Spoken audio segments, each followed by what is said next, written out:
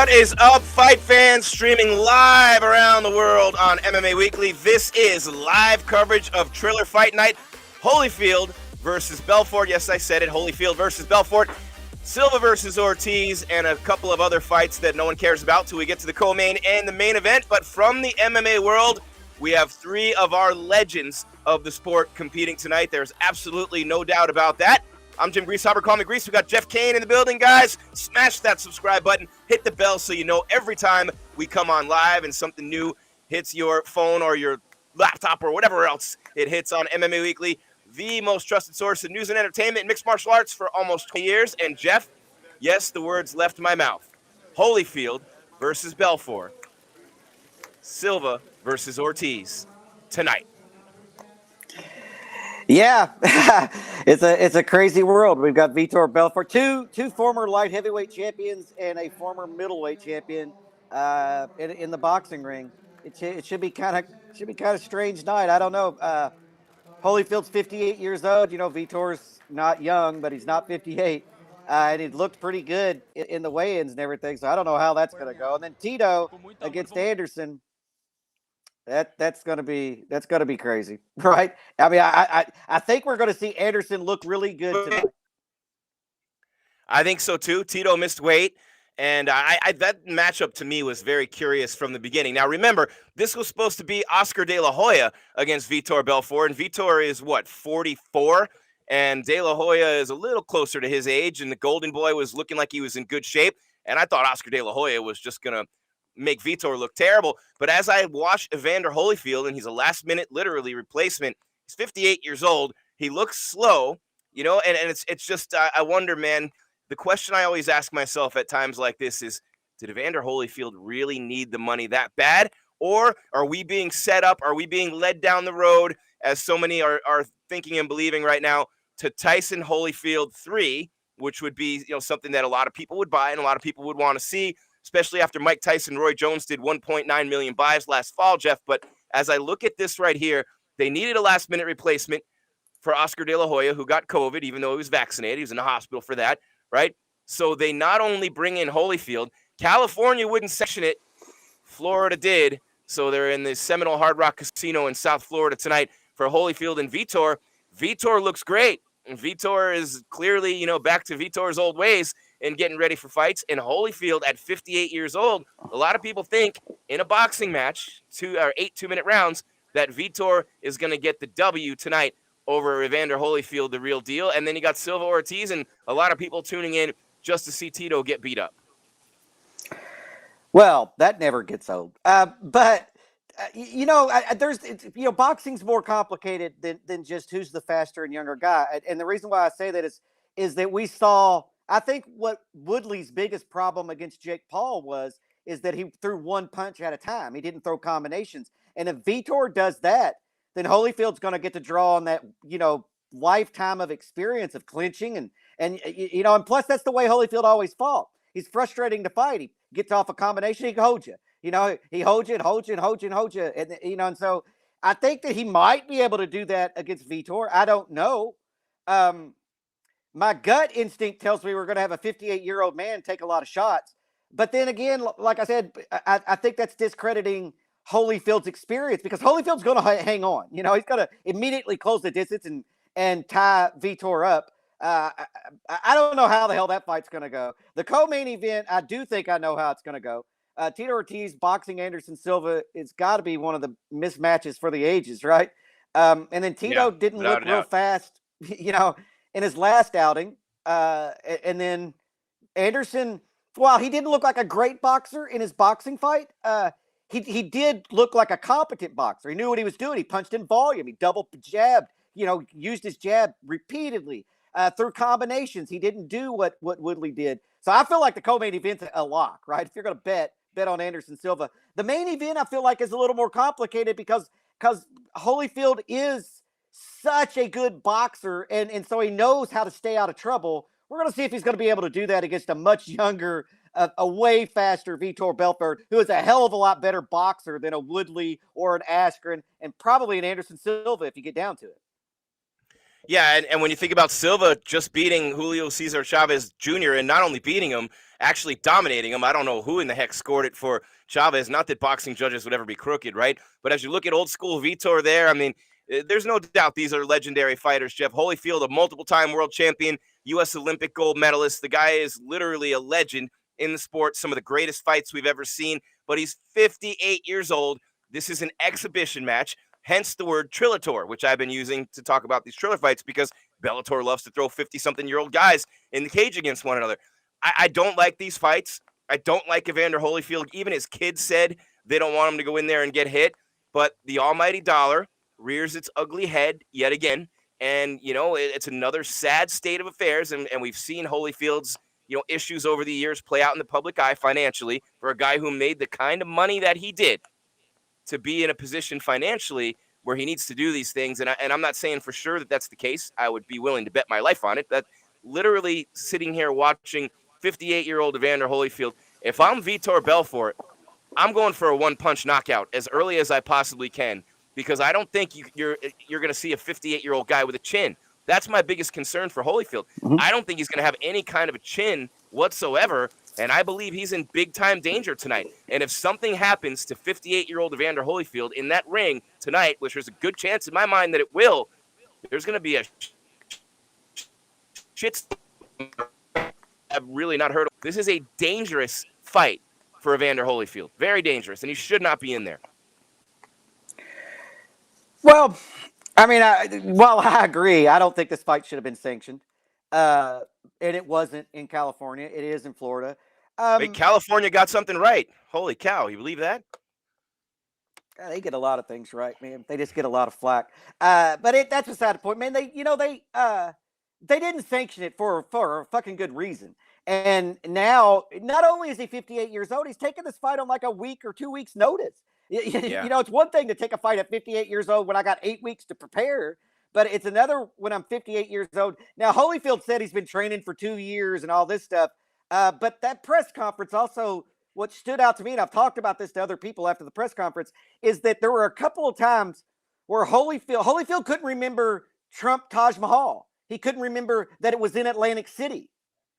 And that Flores had to finish his sentences for him a couple of times. And that friggin' worried me a little bit. You know what I mean? Yeah. And so Vitor's a killer, man. Vitor's got hand speed and knockout power. Now, these are big gloves. These are big gloves. If these are small gloves, man, there's no question in my mind this would be a one-hitter quitter. With the bigger gloves, I don't know.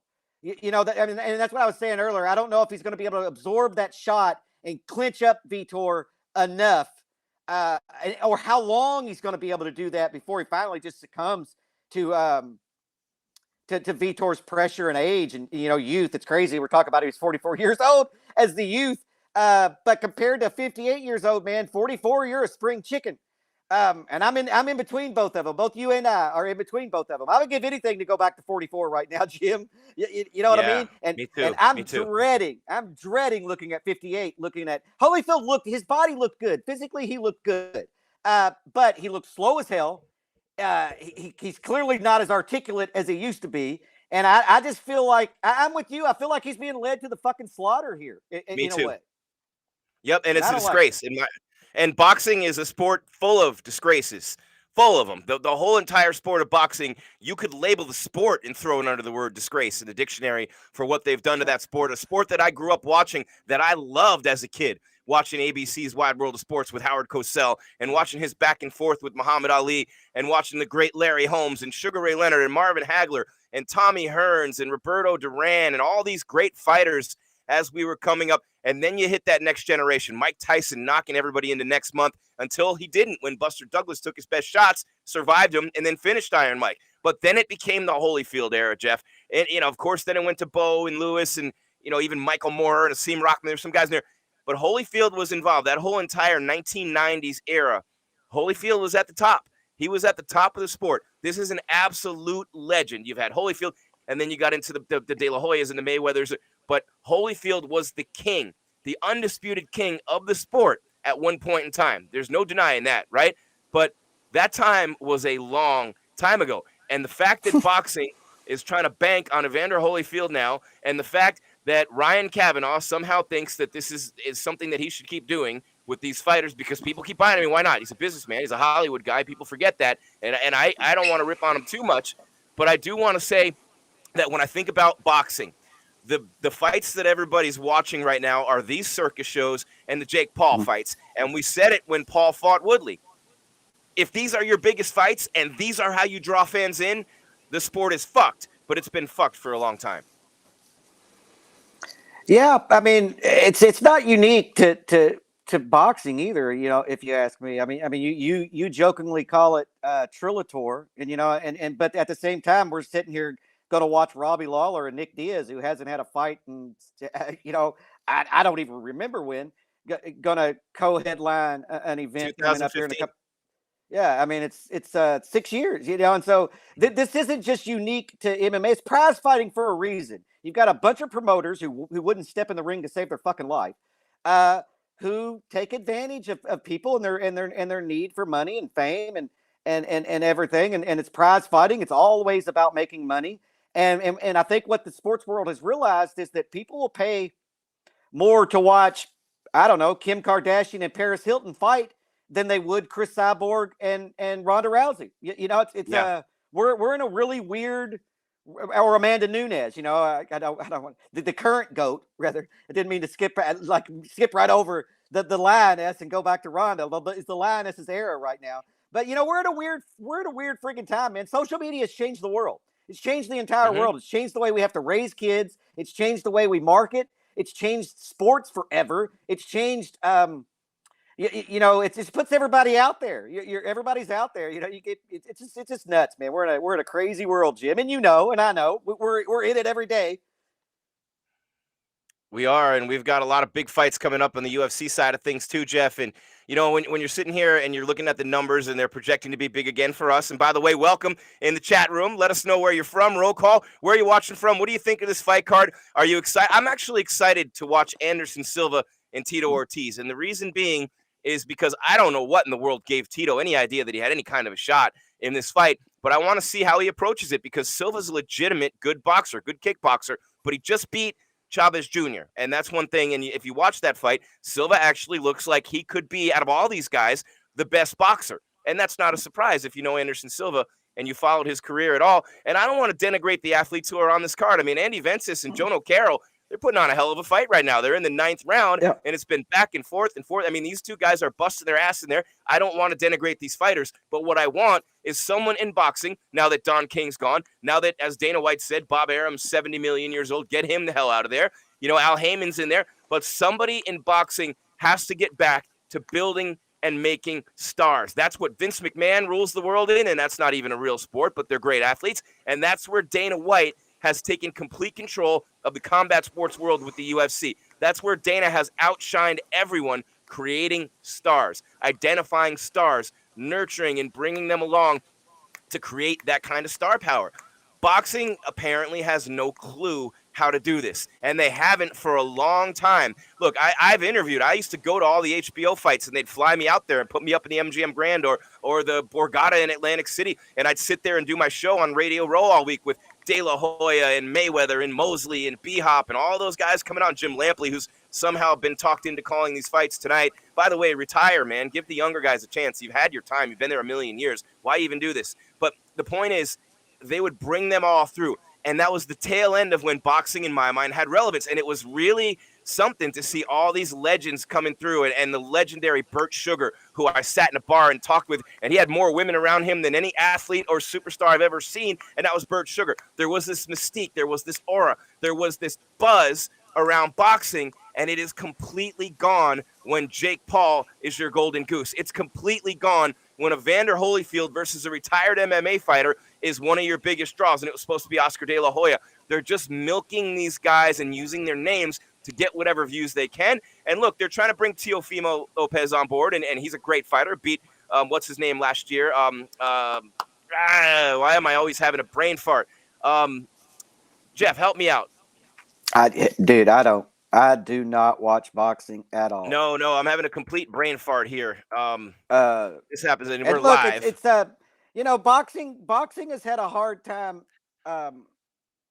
Because MMA's better to watch. I mean, when you get down to it, I mean, Lomachenko, sorry. Oh, there you go. But Jeez. you Yeah, know I'm an what I idiot. mean? I mean, the boxing has took a big hit whenever MMA made it on TV. It's because I would much rather watch an MMA fight where literally anything can happen than two guys just with limited weapons. And Right. I'm not at all comparing the damn sports, and I'm not degrading boxing. That's not what I mean. I mean, they're two different things.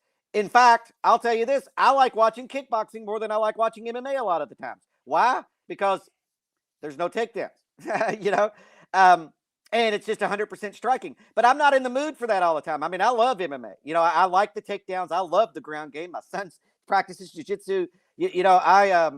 But at the end of the day, they're three different sports and they offer three different things. And I feel like, honestly, boxing offers the least.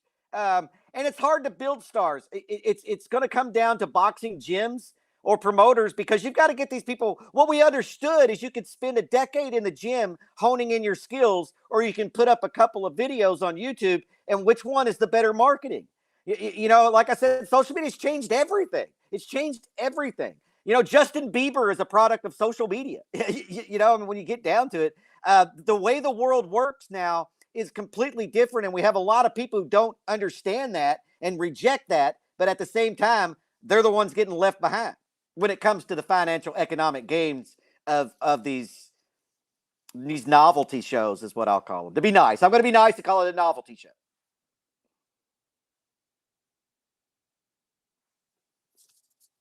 I can't hear you, Jim. Can you hear me now, Jeff?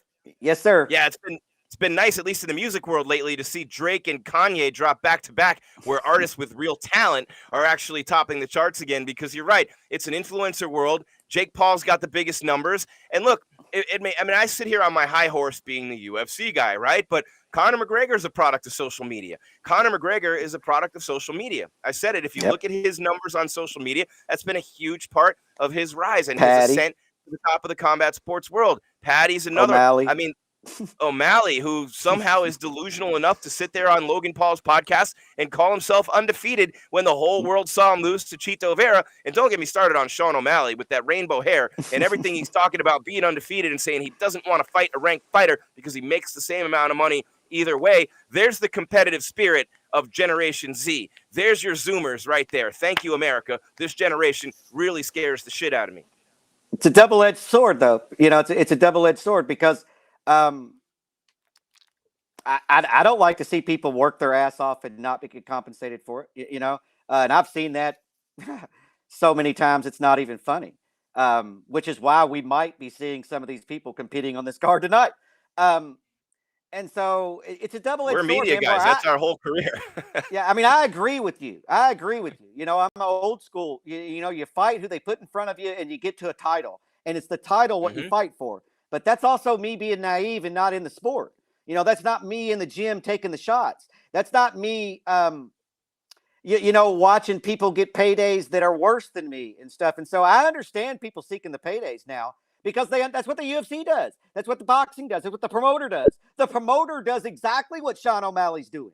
It's just not okay for Sean O'Malley to do it. But the promoters have been doing that since day friggin' one, right? You promote the hell out of somebody, make as much money off of them as you possibly can, paying them as little as friggin' possible, and then get mad at that person for saying, I want a bigger chunk of the pie. And so I understand both sides of it, man. I don't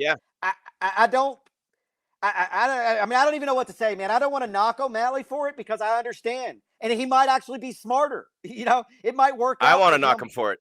I want to knock him for it. I want to knock the hell out of him for it because I think it's you get paid after you win those fights. You get paid after you reach that level. Look, baseball, basketball, football, all these sports have rules in place and contractual limits for younger players until you reach a certain period in your career. You don't see these NFL guys going, hey, I'm only going to play in practice because I'm not making the big money yet. Or a Major League Baseball player. You don't see an NBA player whose rookie contracts are limited going, hey, I'm only going to play 20 games a year until I make the big money. No, you earn your way there. No one starts out like Dave Matthews playing stadiums or Metallica. You got to work your way up through the local clubs.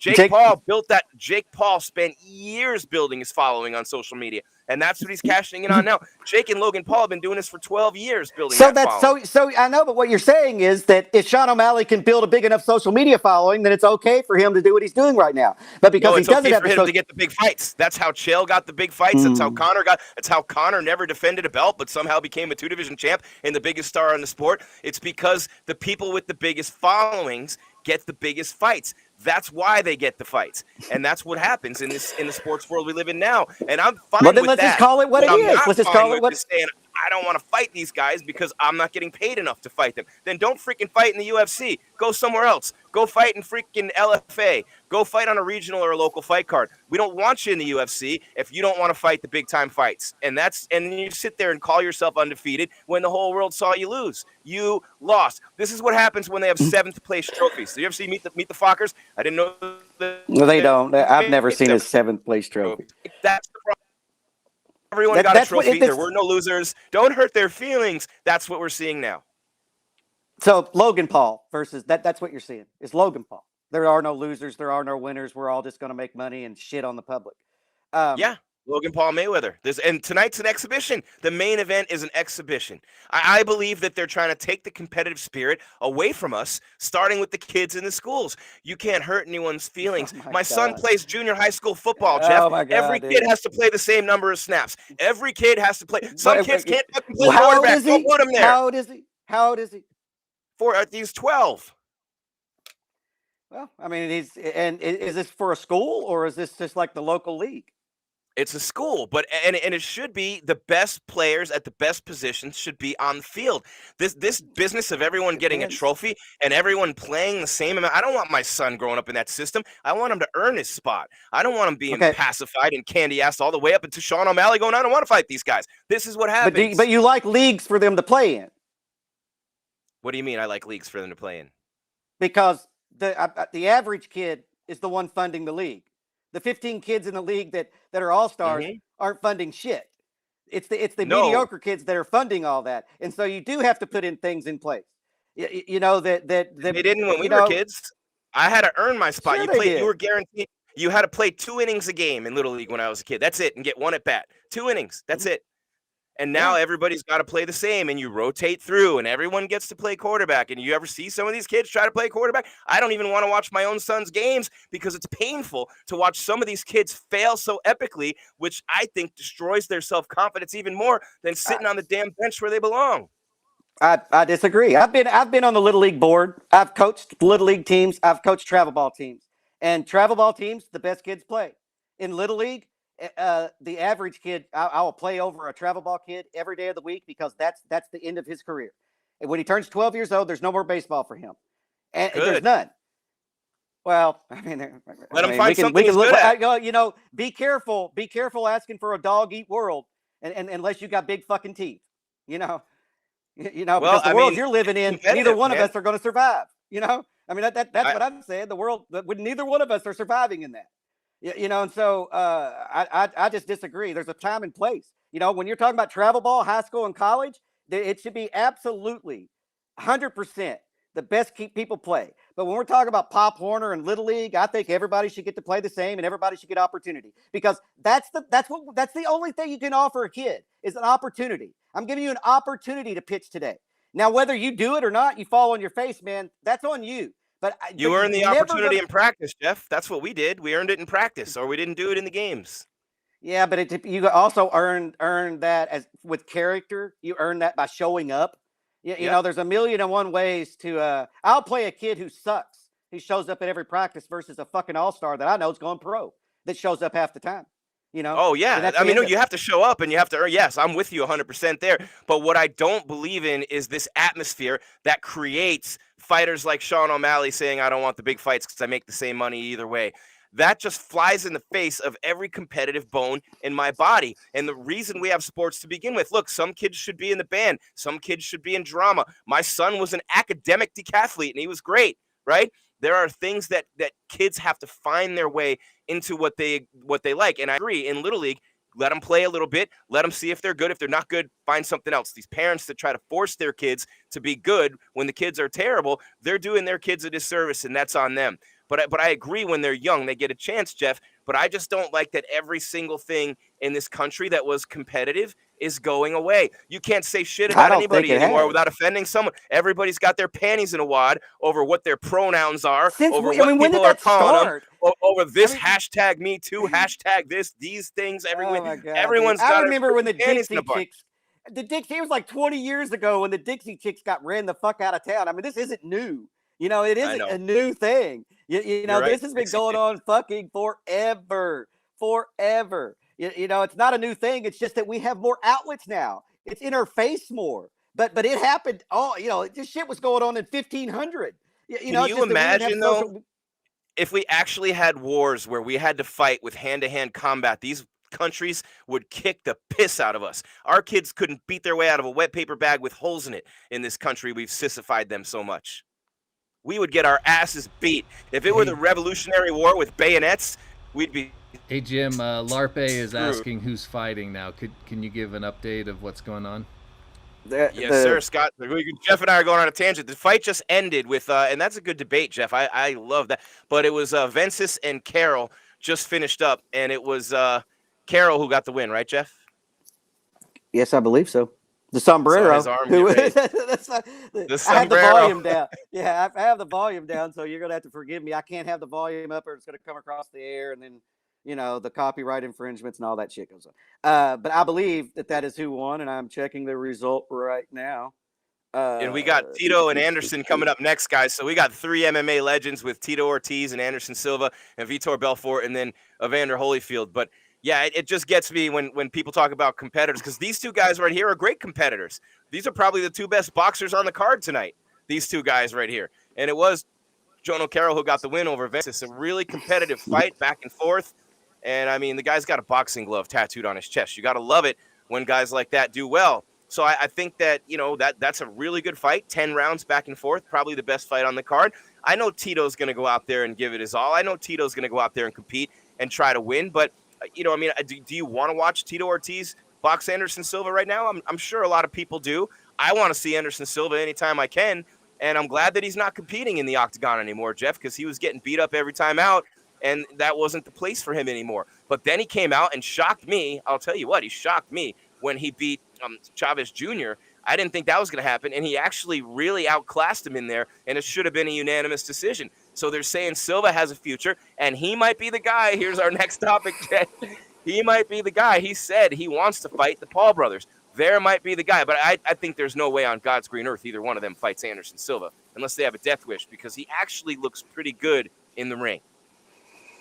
Well, I mean, the problem is that Jake Paul keeps winning, and so they're going to have to give him better people, and it becomes, because they're protecting the shit out of Jake Paul. They don't want him to lose, but they have to give him somebody who has a big enough name and enough accolades to where people are going to tune in.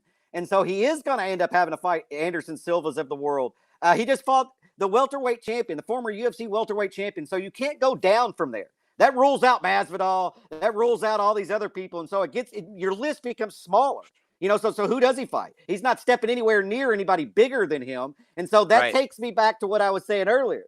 Robbie Lawler is going to lose to Nick Diaz and go fight Jake Paul when he leaves the UFC. That's what's going to happen. Okay. Another former UFC welterweight champion. That's my opinion. Jake Paul's great at picking his opponents, man. We haven't seen this kind of opponent selection since Floyd Mayweather. It's great.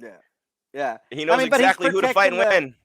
Yeah, and he's got a lot of people around him who I guess are being honest with him, and are right. Because I didn't think he could beat Woodley, and I don't think he would beat Woodley in a rematch. I think that Woodley I didn't think he'd beat Woodley either. I give him credit for that. Yeah, I mean, he took a big shot from Woodley, more than one big shot, but like I said, in a rematch, I feel like Woodley would approach it differently because he would throw combinations instead of one punch, and stand right in front of him and just pressure his ass the whole time. Because what I saw out of Jake Paul's, when you pressure him, he unloads a big right hand and then he's wide open for about 6 or 7 combinations. And speaking of combinations, look at Silva. Speaking of now that's the point. Woodley did not throw combos. He didn't use his jab at all. That would not be the case with Anderson Silva. So what was the upside of Silva taking the Tito Ortiz fight? If he's trying to be a serious boxer, if he's trying to get into a Jake and Logan Paul fight, why in the world fight Tito? Easy win for him, maybe? Or why risk that? The highlight's going to look good because he's going to have his hands down and he's going to be bobbing and weaving and landing his counter shots. It's going to look like he did against Forrest Griffin, and then all of a sudden they're going to be talking about, oh my God, who does Anderson Silva fight next in boxing? I mean, Anderson could land somebody more meaningful than Paul, but not a bigger payday. And so that's probably where he might end up. I don't think that Jake takes that fight. I think Logan might be more apt to take that fight because he's a lot bigger. Yeah, he is bigger, and Jake is going to fight a little bit lower. But I think that Anderson's a good opponent for Logan Paul. I think, and I give Jake and Logan Paul a lot of credit. If you've watched the shows, I've done that here, and I've said these guys deserve the credit for getting in there post Askren. Look, I mean, Nate Robinson was a joke as a boxer, and Ben Askren, Jake Paul. But once he got in there with Woodley and he took the big shot from Woodley, which knocked him through the ropes, and he took that one shot that most of us, myself included, thought would finish him. I thought if Woodley hit him with a shot like that, he would get knocked out. The kid's a lot tougher than I thought he was. He's getting better in the ring. Is he a great boxer? No. Is he ever going to be a great boxer? I don't think he cares. He wants to make the money. He wants to be the global superstar in the media. And that's what those guys are doing. But these fight cards like this, let's not forget, Jake Paul was on Triller. Now he's parlayed that into a $10 million Showtime deal, or $10 million a fight, whatever it was. But now they're on Showtime, and they're getting the bigger fights. Logan Paul talks himself into Floyd Mayweather. So Silva's got to beat Tito tonight, and he is, what I've heard from my sources, in line, and he came out and talked about it this week too, to fight one of the Paul brothers, and that would be a huge fight for Anderson Silva, and it would be the biggest test for Jake Paul. Logan Paul fought Mayweather, if you want to call it a fight. But I think it's interesting. So there's Anderson Silva, post-UFC career, has a lot on the line. If you're looking for a storyline tonight, Jeff, the biggest one, besides Holyfield possibly dying in the ring, would be Anderson Silva. Where does he go from this fight? And that would be something that you look, and he has money fights in front of him. They're talking about him potentially making a title run in boxing, which, I mean, right now things are wide open. So Anderson Silva definitely has the most to lose out of anyone tonight if somehow Tito Ortiz wins this fight. Anderson's got the most to lose, without a doubt. Yeah, for sure. He's got the most to lose. Because he's the one with the biggest future, on the out of those top two fights. Because Tito's probably done after this fight. I mean, he might go do pro wrestling or something, but I don't see him in combat sports anymore. Especially with the way I feel like he's going to lose tonight. And then for Vitor, who knows what happens with Vitor? But Vitor's too dangerous for the Paul brothers right now. Either one of them. He's just Look too at damn Chuck dangerous. and Tito. That's the golden boy, Jeff. That's golden boy Chuck and Tito. Boy, Chuck couldn't even move in there on that one. I mean, look at Tito playing with his stomach. I mean, it's embarrassing. It's embarrassing. It really is. This is no better than Shamrock and Gracie. It's just their days have come and gone, and they're trading on their name. And I'm with you. Jeff always says this. And somebody said in the chat, my heart kind of funny. Look like it is. And I don't look at it in the spirit of competition on what we should be seeing in the spirit of competition, then I'm not doing my job and I'm not being true to myself. And that's never going to happen. So I look at these fights and they're showing some highlights of Jake Paul knocking out Ben Askren and Nate Robinson right now. And Triller is doing a good job of marketing these fights. Look, man, they got Donald Trump and Donald Trump Jr. to do an alternate stream of commentary. They got Donald Trump. Think about this. Donald Trump to commentate live on there. Think about this. Just think of the enormity. They got Donald Trump to commentate live. This is not a small show. This is not a small event. Homeless in America, Anderson beating him badly. Absolutely. I can't see it any other way.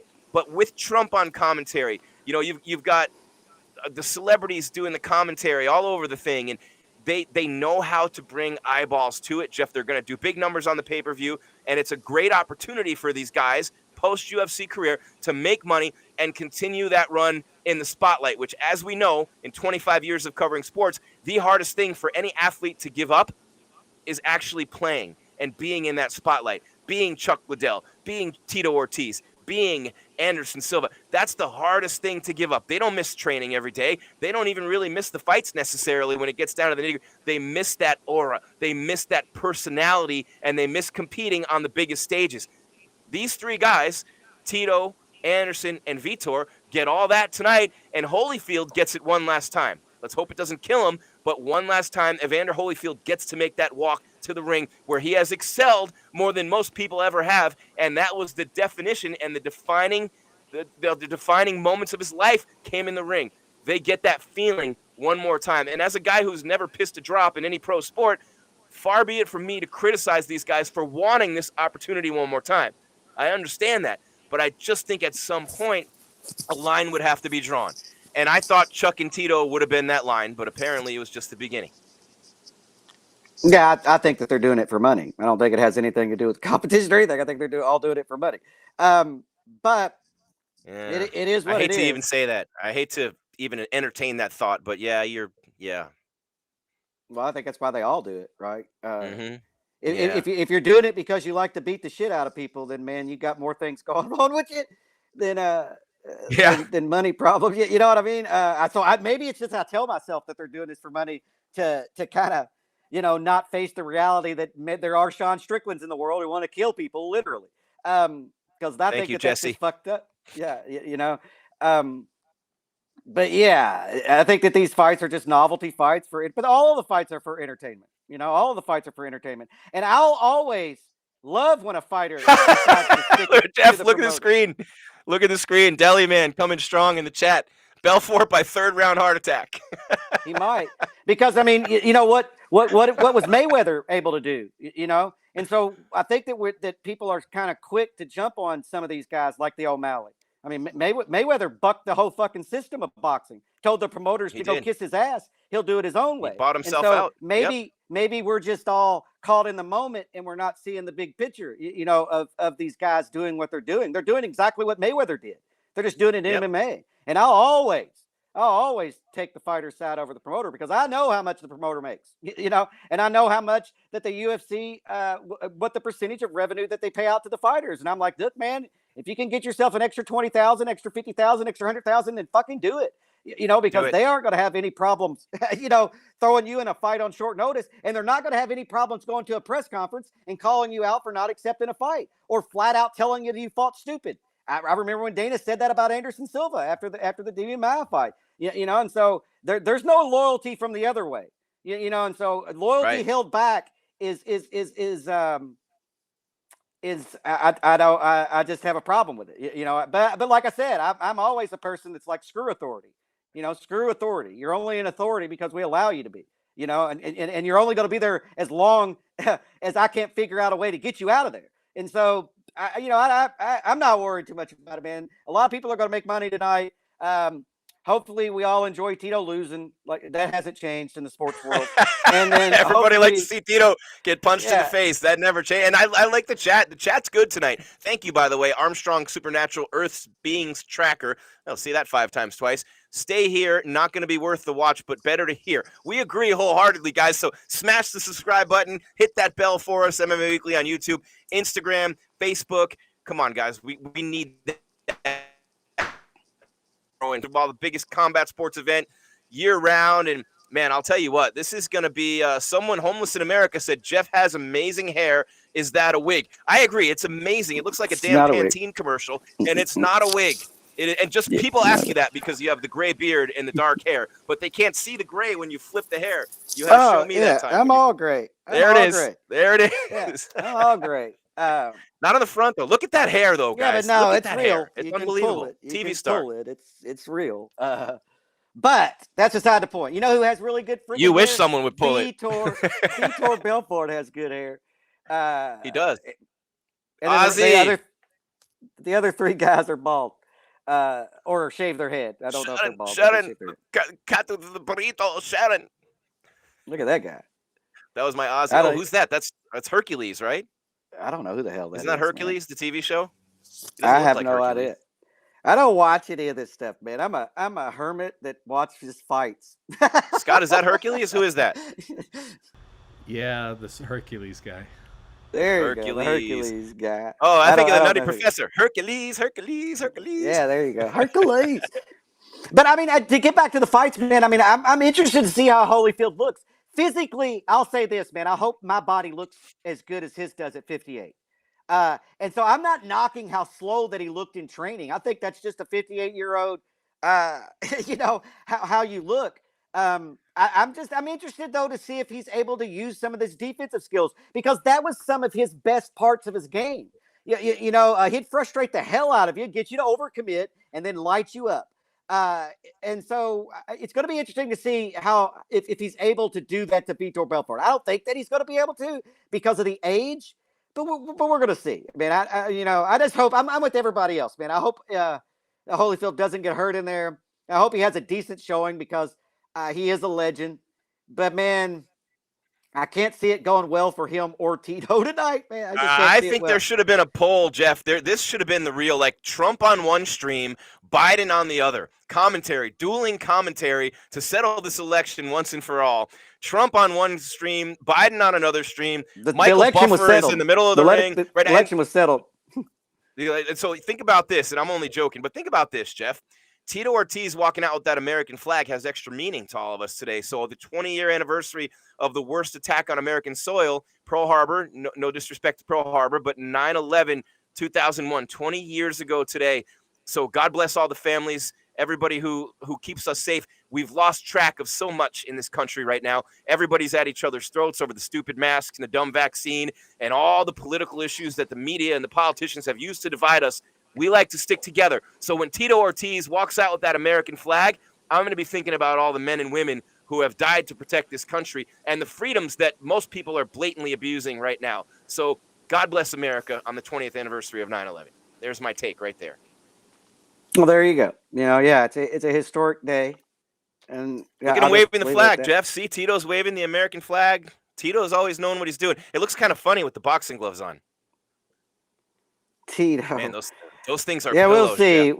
We'll see. These what gloves happens. are huge. The first event that happened, the first UFC event that happened after 9/11, BJ Penn donated his entire purse to it. Yep. But it is what it is, man. I remember how divided we were in the 2000 election. So, but 9/11 really brought all that together. 9/11 brought us back together. Remember how people were helping each other? I went out for pizza at a place called at NYPD Pizza in Arizona, and the whole room stood up and sang the national anthem. But at dinner, in the middle of a packed dining room, people were coming together. People were banding together, and I remember that spirit, and that I remember George W. Bush's first pitch in Game 3 of the World Series. But seeing Tito with the American flag right now and getting in the ring, he looks like he's in decent shape, Jeff. He missed weight, but Tito Ortiz, one thing you know about Tito, and we've talked about it before, you've actually traveled with him. You know him a hell of a lot better than I do. Every time I've met Tito and hung out with him, he's been a super cool dude, always cool to talk to. And Tito was really, I don't want to say the first guy because I don't want to insult any of the other guys, but your historical perspective here, man, 18 and a half years with MMA Weekly, you've been there for everything, through everything. Tito Ortiz, to me, maybe not the first guy to master marketing as an MMA fighter, but Tito Ortiz marketed himself, and there would have been no Chuck Liddell without Tito Ortiz. What he did with Randy Couture, he elevated the money, he elevated the number of eyeballs and ears on the fights. He and sport with the flag after he'd win a fight. With the way that he ran his mouth, that was the precursor to the Chael Sonnens and the Conor McGregors. Tito Ortiz, in my mind, was the first guy to really take it to that level in terms of getting attention for himself and for the sport. Now, whether Dana wants to admit it or not, he was the biggest superstar we had up until that point. Oh, 100%. Tito was the biggest star up until Chuck knocked him out. Literally, that's when that changed. Tito was the biggest star heading into that round, and then after that at UFC 47, and I think it was 2002, everything changed after that. Tito's a weird because, you asked me about historical perspective of Tito. Tito's a strange cat, because he got known for the fire flame shorts, which he stole from Takanori Gomi. He's the Huntington Beach bad boy, which he stole from Tank Abbott. And then his grave digger routine, he stole from the pro wrestler. And so while he was unoriginal, he put it all together and it friggin' worked. You know what I mean? That's a good point, Jeff. He stole this from that guy. He stole that from this guy. Yeah, but it worked. It worked. And he was the biggest star. I mean, there was no question he was the biggest star. That was not even a question. And then Chuck Liddell took over that when he knocked him out. And then we've had stars change, after that. Chuck's still a big star, but you had just different, Anderson Silva, of course, and then you had, the Conor era and the Ronda era, and everything else that went on. And Randy Couture, was squeezed in there. Definitely was a huge star. Thanks, But Jesse. Tito's a pioneer, man. Tito's a pioneer. And somebody in the chat asked if these legacy post-career kind of fights turn me off, or if I just view it as prize fighting today. I just view it as prize fighting today, and not just prize fighting today. I think that we have short memories. I mean, not just U.S. people, but human beings as general. Because I remember when they brought George Foreman back at like 50-something years old, and I was like, even then, I was like, what the? Yeah, I was like, what the? Yeah, but it was a hand-picked fight, and but whatever. He did win the title. But I'm just saying, it's always been this way. If we could resurrect Rocky Marciano and put him in there with Mike Tyson, we would do that tomorrow. That might be next. And so, I think we're going to have holograms fighting each other before long. Tito could win by using a headbutt, someone said, and someone said Tito's head looks 185. It's always been a big target as they start round one. Tito and Anderson Silva in the southpaw stand. Man, it's like Tito's trying to look quick and, bobbing and weaving. And, man, these two guys, yeah. we're looking at two of the greatest legends in the history of our sport, Jeff. No doubt, Anderson Silva may be the greatest UFC champion of all time, probably the greatest UFC champion of all time. In his prime, no one could touch him. And Chris Weidman ended it all. But looking at Silva here, he's up against the ropes, and Tito's throwing everything he has on him. Silva just ducking and dodging and comes up with a right hand. Silva looks pretty quick and very comfortable in the boxing ring, Jeff. That's what I'm taking away from this. And I watched him fight Chavez. He looks very comfortable in there. Yeah, he's a striker. That's what he is. Yes, he has a black belt jiu-jitsu, and he's got a ground game that's largely underrated because of what he was able to do in his career with his striking. But he's a striker. He's a kickboxer. That's a Muay Thai fighter. That's what he does. He the distance and everything, he's going to be able to control. He's going to be able to slip punches. He's going to see everything coming. And then this is the way Anderson fights, though. As soon as he gets comfortable after the first round, you're going to see him start setting traps and hurting Tito.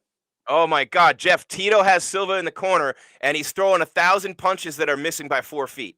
And Silva comes back with a counter right. Oh, Tito's hurt. Oh, Tito's going down. Oh, Silva crushed him, dude. Silva ducked and dodged. And Tito was missing by 4 miles with every punch. Silva just crushed him with a counter right. And Tito Ortiz is done. It's over. He's not getting up. Well, that's it. The clock is still running, so I don't know at officially what time the end came. But Silva was Anderson Silva. He was ducking and dodging. Tito couldn't hit him at all. One counter punch right on the button, and Tito Ortiz is still down, flat on his back. Did not look anything at all like a boxer. No surprise there. And exactly what I thought would happen. Tito Ortiz gets KO'd by Anderson Silva very quick, very early, very easily. Yeah, that's what I said. You're going to see him throw. He's going to dodge. He's going to move. He's going to miss, and then he's going to counter and knock him out. It looked exactly like Forrest Griffin in him. That's just who Anderson is. Oh, Tito's leg. He just went. He's completely out. Yeah. Holy shit.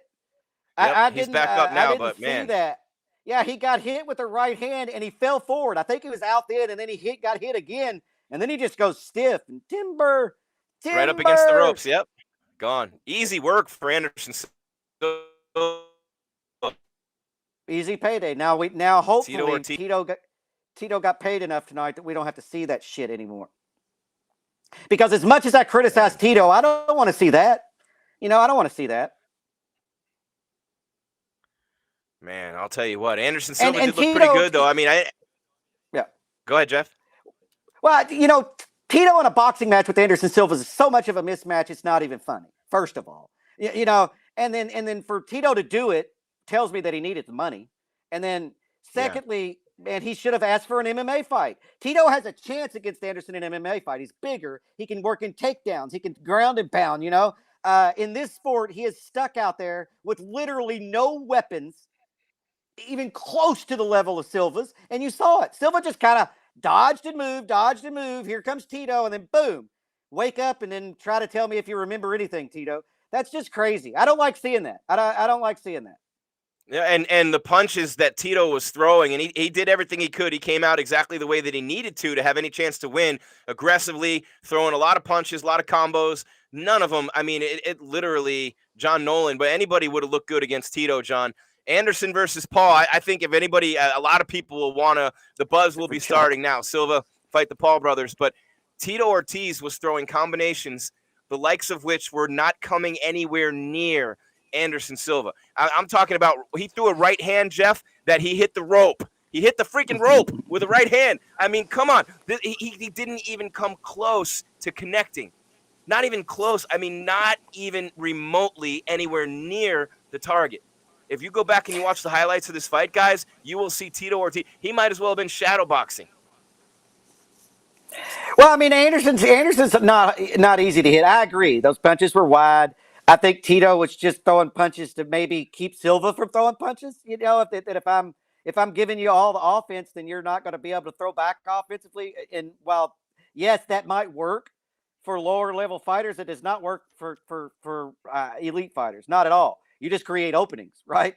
And so, yeah, I feel like Tito did what he should have done. You know, you take the fight to Anderson, hope you clip him early. That did not happen. And Tito might have landed a jab in that exchange where Anderson was up against the ropes before they got to the corner. But other than that, he was not even close to landing a power shot. And Anderson just stepped aside after a wild miss and just landed a right hand. That was it. That was it. I mean, I'll tell you, like a video game.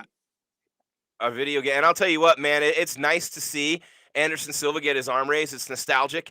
And I don't like the legacy. I don't even call these legacy fights. These guys' legacies are set in stone anyway. All they can do is take away from their legacies. Cornelius, the Israelite, says he wants to see, it's a great name, Anderson Silva and Jake Paul. Anderson would beat both brothers on the same night.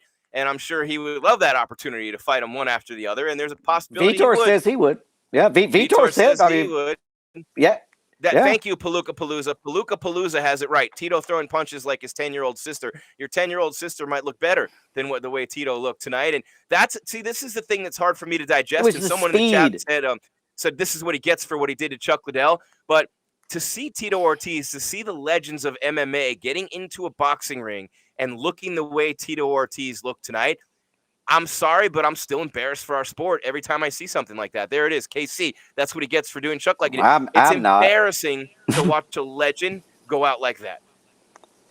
All the legends go out like that. Guess what? There's a legend standing next to him that sent him out like that. A bigger legend than Tito ever was.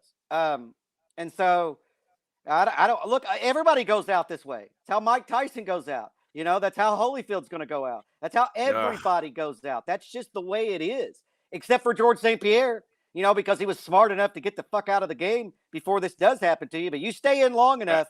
I was very surprised when he beat Bisping. I didn't think GSP was going to win that fight. And it was a battle, too. GSP was all marked up. That was maybe the most impressive GSP performance I saw because I did not think he was going to beat Mike Bisping. And that was actually a really good fight. I'm seeing the replay now, Jeff. And yeah, Tito just kind of like hung there in the air. He's got Anderson against the ropes, and Anderson just a counter right on the button.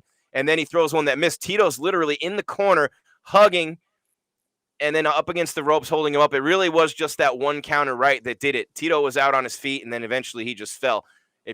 Boom, right on the side of the jaw. And from there, he was just holding himself up in the corner, and it was just that one punch that did it. And Spider Silva, I mean, his hands, opposite angle coming from the corner over the ring. A room, just gone. Just gone right there. He has no shot. He doesn't even know where he is. He's in La La Land. His head's facing a different direction. Wasn't even looking at Anderson Silva. And, you know, Tito's a wrestler, man. He never was a good striker. And everybody knew it when he would spar against Chuck before they ever fought one another, when they used to be friends and training partners. Every time Chuck and Tito sparred, and it was on the 30 for 30. This isn't a revelation, but Chuck beat the shit out of him. Every time they sparred, Tito was never a striker, man. And even his biggest wins, they didn't come via striking. So it's not a surprise. Anderson Silva is a world-class striker. He's always been a world-class striker. This was Tito Ortiz being fed to the wolves, or in this case, the spider. Oh, 100%. Yeah. I mean, like I said, Tito would have a chance in MMA. I'd pick Anderson in that. But at least Tito has a shot. He had no shot in this at all. And guess what? If this were a kickboxing match, it would have been over faster. You know, it'd have been over even faster. He's lucky that this was just a boxing match. Yeah, look, I don't like seeing Tito go out like that. He accepted the fight, though, and then missed weight. But then I'm not one of those people that subscribe to like, oh, that's what he gets for what he did here. It's what he gets because he signed the contract, man. And props to Anderson, but Anderson just ducks under the punch, like, because he's a striker, right? He understands it. He's got to slip punches and create openings and counter with that right hand. When you watch that replay, what I do like about it is Anderson ducks, and then his whole facial expression changes when he saw that opening. Like, but you saw Tito had him in the corner. Like, he didn't know what to do. Tito stopped throwing for a minute because he didn't know what to do when he had him in the corner. He's not a boxer. Yeah. And he couldn't elbow. You know, in that situation in an MMA fight, Tito's throwing elbows out the ass, right? I mean, that's what Tito's going to do. Elbows. He's shooting double legs. He's doing. But Jeff, I gotta say this. I gotta read a couple of these. I love people in the chat. John Nolan, and this is legit. And I'll save John's actually for the last one. Papa Dwarf said, "I think Holyfield has nothing to worry about." Brian Baker says, "I like it fed to the spider." Cornelius the Israelite says Tito should have carried a pillow out instead of a flag. And then here's a legit question from John Nolan, right? John Nolan, it's right up there, a couple of messages or a couple of chats above that last one. He has a legitimate question. After that Tito KO, I'm kind of worried for Holyfield now. And I said it earlier. This could be a situation where Evander Holyfield, you think the ear biting was the biggest disgrace of his career. Tonight has a chance to top that because he might be carried out of there. And that's legit. He's 58 years old against 44-year-old Vitor, who's training like the old Vitor. I interviewed Vitor and watched him train up at Fight Ready a couple of months ago here in Arizona. All my guys are out there. Captain Eric and Henry and Dave Zohan and all them are out there at the fight for Vitor right now.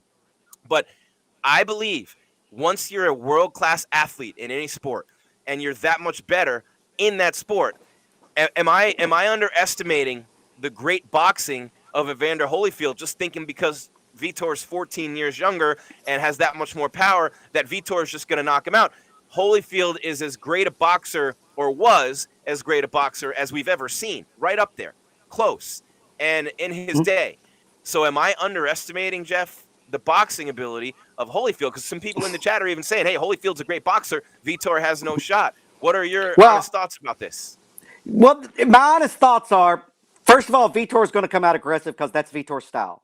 He's going to bring the fight to you, and Vitor throws to knock you out.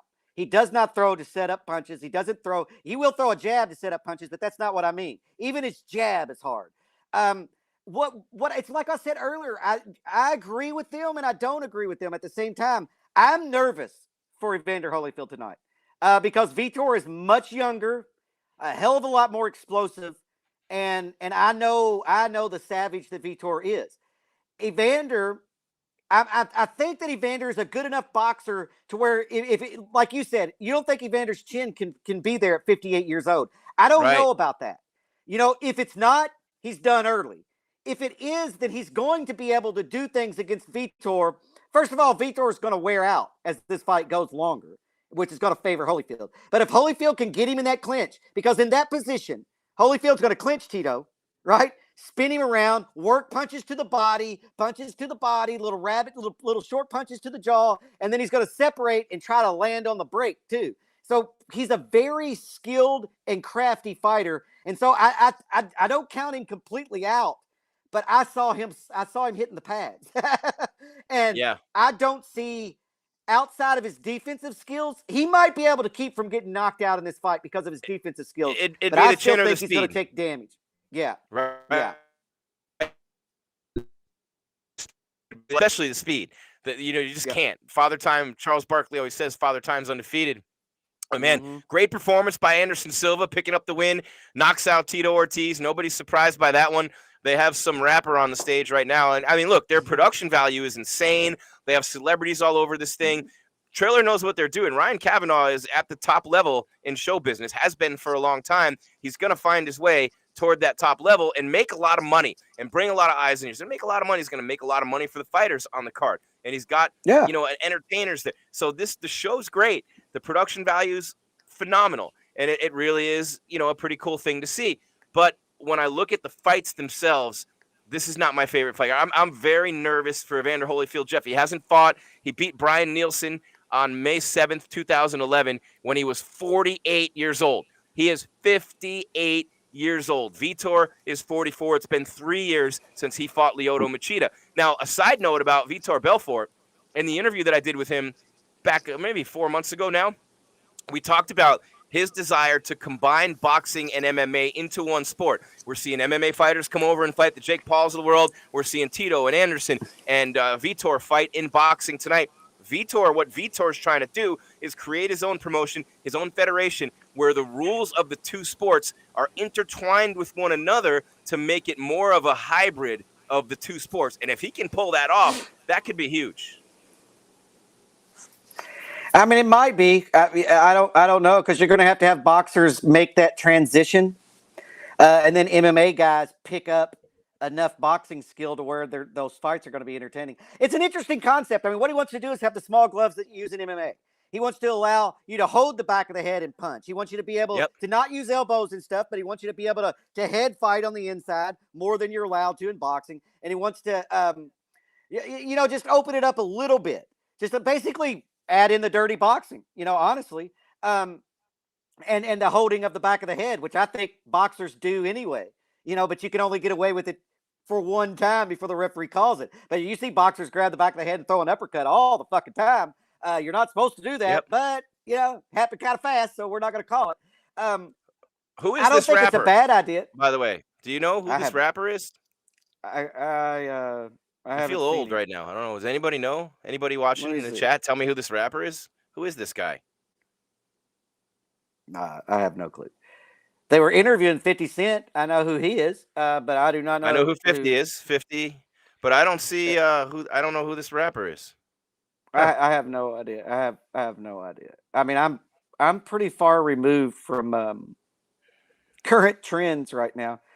We got some great, like Polo G. My son's 12 and he's a hip hop fan, like my other son and like me. So I try to stay up on the newer rappers and who they are because I want to know what my son's listening to, like any parent, right? So Polo G and the rest of them he likes are dead. Juice WRLD, XXXTentacion, Pop Smoke, Who Got Smoked. There's a whole bunch of those guys, but I do not know who this rapper is. And usually I'm up on stuff. Look, we've had Nas come out. We've had J. Cole come out. We've had Kanye come out and Drake back-to-back in the last week, setting streaming records. And I do not know who this rapper is. I have no idea.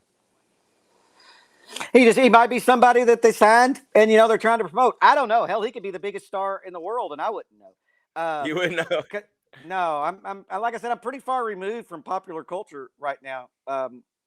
I mean, I just cover, I just do things that make me happy and then cover the hell out of MMA and then everything else be damned.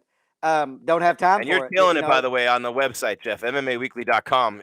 The numbers have gone through the roof. Everything's so good on the website right now. Rare week off with the UFC. Not going to have another one of those for a while. And man, it's big fights coming up there. And we got to get going again with Fallout, man. People are asking me all the time, where's that UFC Fallout show that you guys were doing? So we've had Justin Bieber on Triller before. I'm trying to see who this is right now. I know Doja Cat was on there. Snoop has performed on there. Snoop is was in April, and I don't see who is fighting tonight. Let's see. Was it Diplo did it? He's a great DJ. I don't know who is who's doing it tonight. Let's see. I'm trying to find out. Right here. I'm on the case, Jeff. I got my journalist hat on. Although I try to avoid the word media like the plague, right now I'm actually taking out the journalist hat, and here we go. I like the media. I think the people that bitch about the media aren't smart enough to read. They only read the headlines. I said I'm trying to articles. Avoid the title of media. I'm more of a host and an interviewer. I'm not like. Oh no, yeah. No, I get what you. Look, I avoid the. I don't like the media thing. I don't even know what the hell I am, to be honest with you. I'm sometimes a journalist. Cain. I'm sometimes a host. I'm sometimes it just is what it is, man. You're the god of hair. Oh, I got him. His name is Lunay El Nino. Lunay, Lunay, guys. His name is Lunay. He's a good-looking dude. He's got the look down. He's got everything. Let me see who he is. His name is Jeffnier Osario Moreno. He's 20 years old. He's from Puerto Rico, and he is a Latin and reggaeton singer. Yeah, he's not a rapper, he's not a rapper. So he's actually a singer and a real musician. Lunay, Lunay, is performing live right now. I do not know. I do like Latin music, though. I was just telling somebody. I think that's Scott's favorite singer, Lunay. Scott, this is his guy. He might be. I don't know. Checking to see if Scott's listening to us. I wouldn't if I were him. Mute. Probably not. Probably not. This is your favorite singer, Lunay? This guy's singing right now, performing? Don't even know who that is. No, I'm disconnected from reality. But the people who are, I'm just gonna read these names because the entertainers tonight, because we've seen Snoop and Justin Bieber and all. So here we got Lune. We had Lune, Gente de Zona, and Anita. Anitta. So we've seen Justin Bieber and we've seen Snoop. This is not Justin Bieber and it's not Snoop. So I don't know who they are, but these are the entertainers tonight. We're just waiting. I mean, what they're doing. We call it in TV. We call it a fill. They're just filling between these fights because otherwise this fight card would have been over by now. And they want to keep people and give them as much entertainment value as they can. And they got Trump on one stream with Don Jr. And I can only imagine what he's saying right now as he calls these fights. You're welcome, boxing fans, for having me here. You're welcome. I fixed boxing. Boxing is mine. You're welcome. That's Trump's commentary. You like that, Trump? Not a bad Trump. I just need the hair. I mean, I watched the press conference, and I thought it was odd to do that, but it is what it is. There's no celebrity off limits. Mario Lopez looks like, Mario Lopez's face looks like he just came out of the Mattel factory, literally. Really, I'm putting in. Yeah, I apologize, Jim. I'm putting in the Tito Ortiz, Anderson Silva write-up, which I'm Mike Tyson for president. Now, there's something. Papa Dwarf. We were talking about the Smurfs earlier. What were we talking? Oh, yeah, we were talking about the blue people in Kentucky. Blue people. And they look like Smurfs. Yeah, Papa Dwarf right there. Mike Tyson for president. I want to comment on that because if you don't watch Hot Boxing, and my buddy Henry Cejudo is the co-host of that show, and if you haven't paid attention to what Mike Tyson has done, a reclamation project to say the least. I mean, Mike Tyson has been through more shit than almost anybody walking God's green earth, most of it self-inflicted. For Mike Tyson to be doing what he's doing right now, if you haven't heard, Mike Tyson is all of a sudden the voice of reason. He's raw, he's real, he draws from his own experience, and he's a guy whose life advice right now, did you ever think Mike Tyson would be a guy you could go to for legit life advice? What a great job by Iron Mike to turn things around the way that he has. He's making money again. He's got his ranch. He's got the cannabis business. But Mike Tyson has become a voice of reason at this stage of his life. It's unbelievable what he's done. I love Mike Tyson. I always have, and I've talked to him a few times, interviewed him twice, sat 2 seats down from him at the World Series in 2004 in South Florida. 2003, rather. But when I look at Mike Tyson and what he's done, Jeff, to turn his life around and help so many people in the process, it's absolutely staggering. And to see the way people look at him when they come on his show, they can barely, they're like, holy shit, I'm sitting here with Mike Tyson. He still has that celebrity. He still has that wow factor all these years later. And we proved it, or he proved it. We didn't prove anything. He proved it when we did 1.9 million views for him and Roy Jones back last year. So here's leading back, segue all the way into tonight. Holyfield, Tyson 3, if Holyfield can somehow win this fight. And even if he loses, this is the direction we're heading in. So Holyfield loses tonight, it kind of burns it a little bit, like the UFC did Stipe versus Jones by having Stipe fighting Ngannou first. But Holyfield, Tyson, I feel like that's the fight that they've been walking us toward this whole time here. I agree. And I don't think anything matters tonight on that. Because he's stepping in on short notice, the excuses are built in, left and right. And plus, I don't think anybody gives a damn. I think it's kind of like Conor and Nate Diaz. Nobody really cares how many losses Conor's off of or how many losses Nate Diaz is. Let's just do the fight because we think it's going to be a fun fight. And so I think that is where they're walking us. And that's where Holyfield has been saying, that he's been training for 2 years. He thought that fight was going to happen, and it hasn't happened yet. And I think that maybe this was put together to kind of maybe see where Holyfield is. I think that after Tyson sees that how Holyfield is at 58 years old, he might actually take this fight. But, neither one of those guys want to get embarrassed on, that's such a rivalry. And while Tyson already lost the 2 fights, he certainly doesn't want to lose the 3. So maybe he just wanted to look at Holyfield. Maybe. And Evander Holyfield's going to take the payday. Right now I'm watching 50 Cent give commentary, and they're getting ready for this fight. And, Palooka Palooza, what did that say? I missed that there. Everyone is sleeping on Holyfield. Even Holyfield is sleeping on Holyfield because he's old. I mean, the people in the chat room have jokes. While you're joking, guys, and while you're in there just hanging out, do us a favor. Hit that subscribe button. Hit the bell so you know when we bring you more commentary. Let us know what you're thinking. We really enjoy doing this for you. I mean, sometimes we're idiots who say stupid shit. It's inevitable when you're live. It's been part of my career for 25 plus years. I've said more stupid shit than I could ever imagine myself saying, and I imagine myself saying a lot. But it just happens. But we really appreciate you guys, and you're making it fun for us tonight. And I hate to laugh at the expense of these fighters. I mean, look, they're serious athletes. They're legends, right? I make a joke of it. I rip them for it. I rip Triller for it, call him Trillator and all these things. But again, guys, far be it for me. I mean, look, some of my favorite moments growing up were at Yankee Stadium at the Old Timers game. None of those guys could play anymore, but you just like, holy shit, there's Whitey Ford. You know, there's Mickey Mantle. There's Joe DiMaggio. These guys are playing one more time at Yankee Stadium. It's akin to that.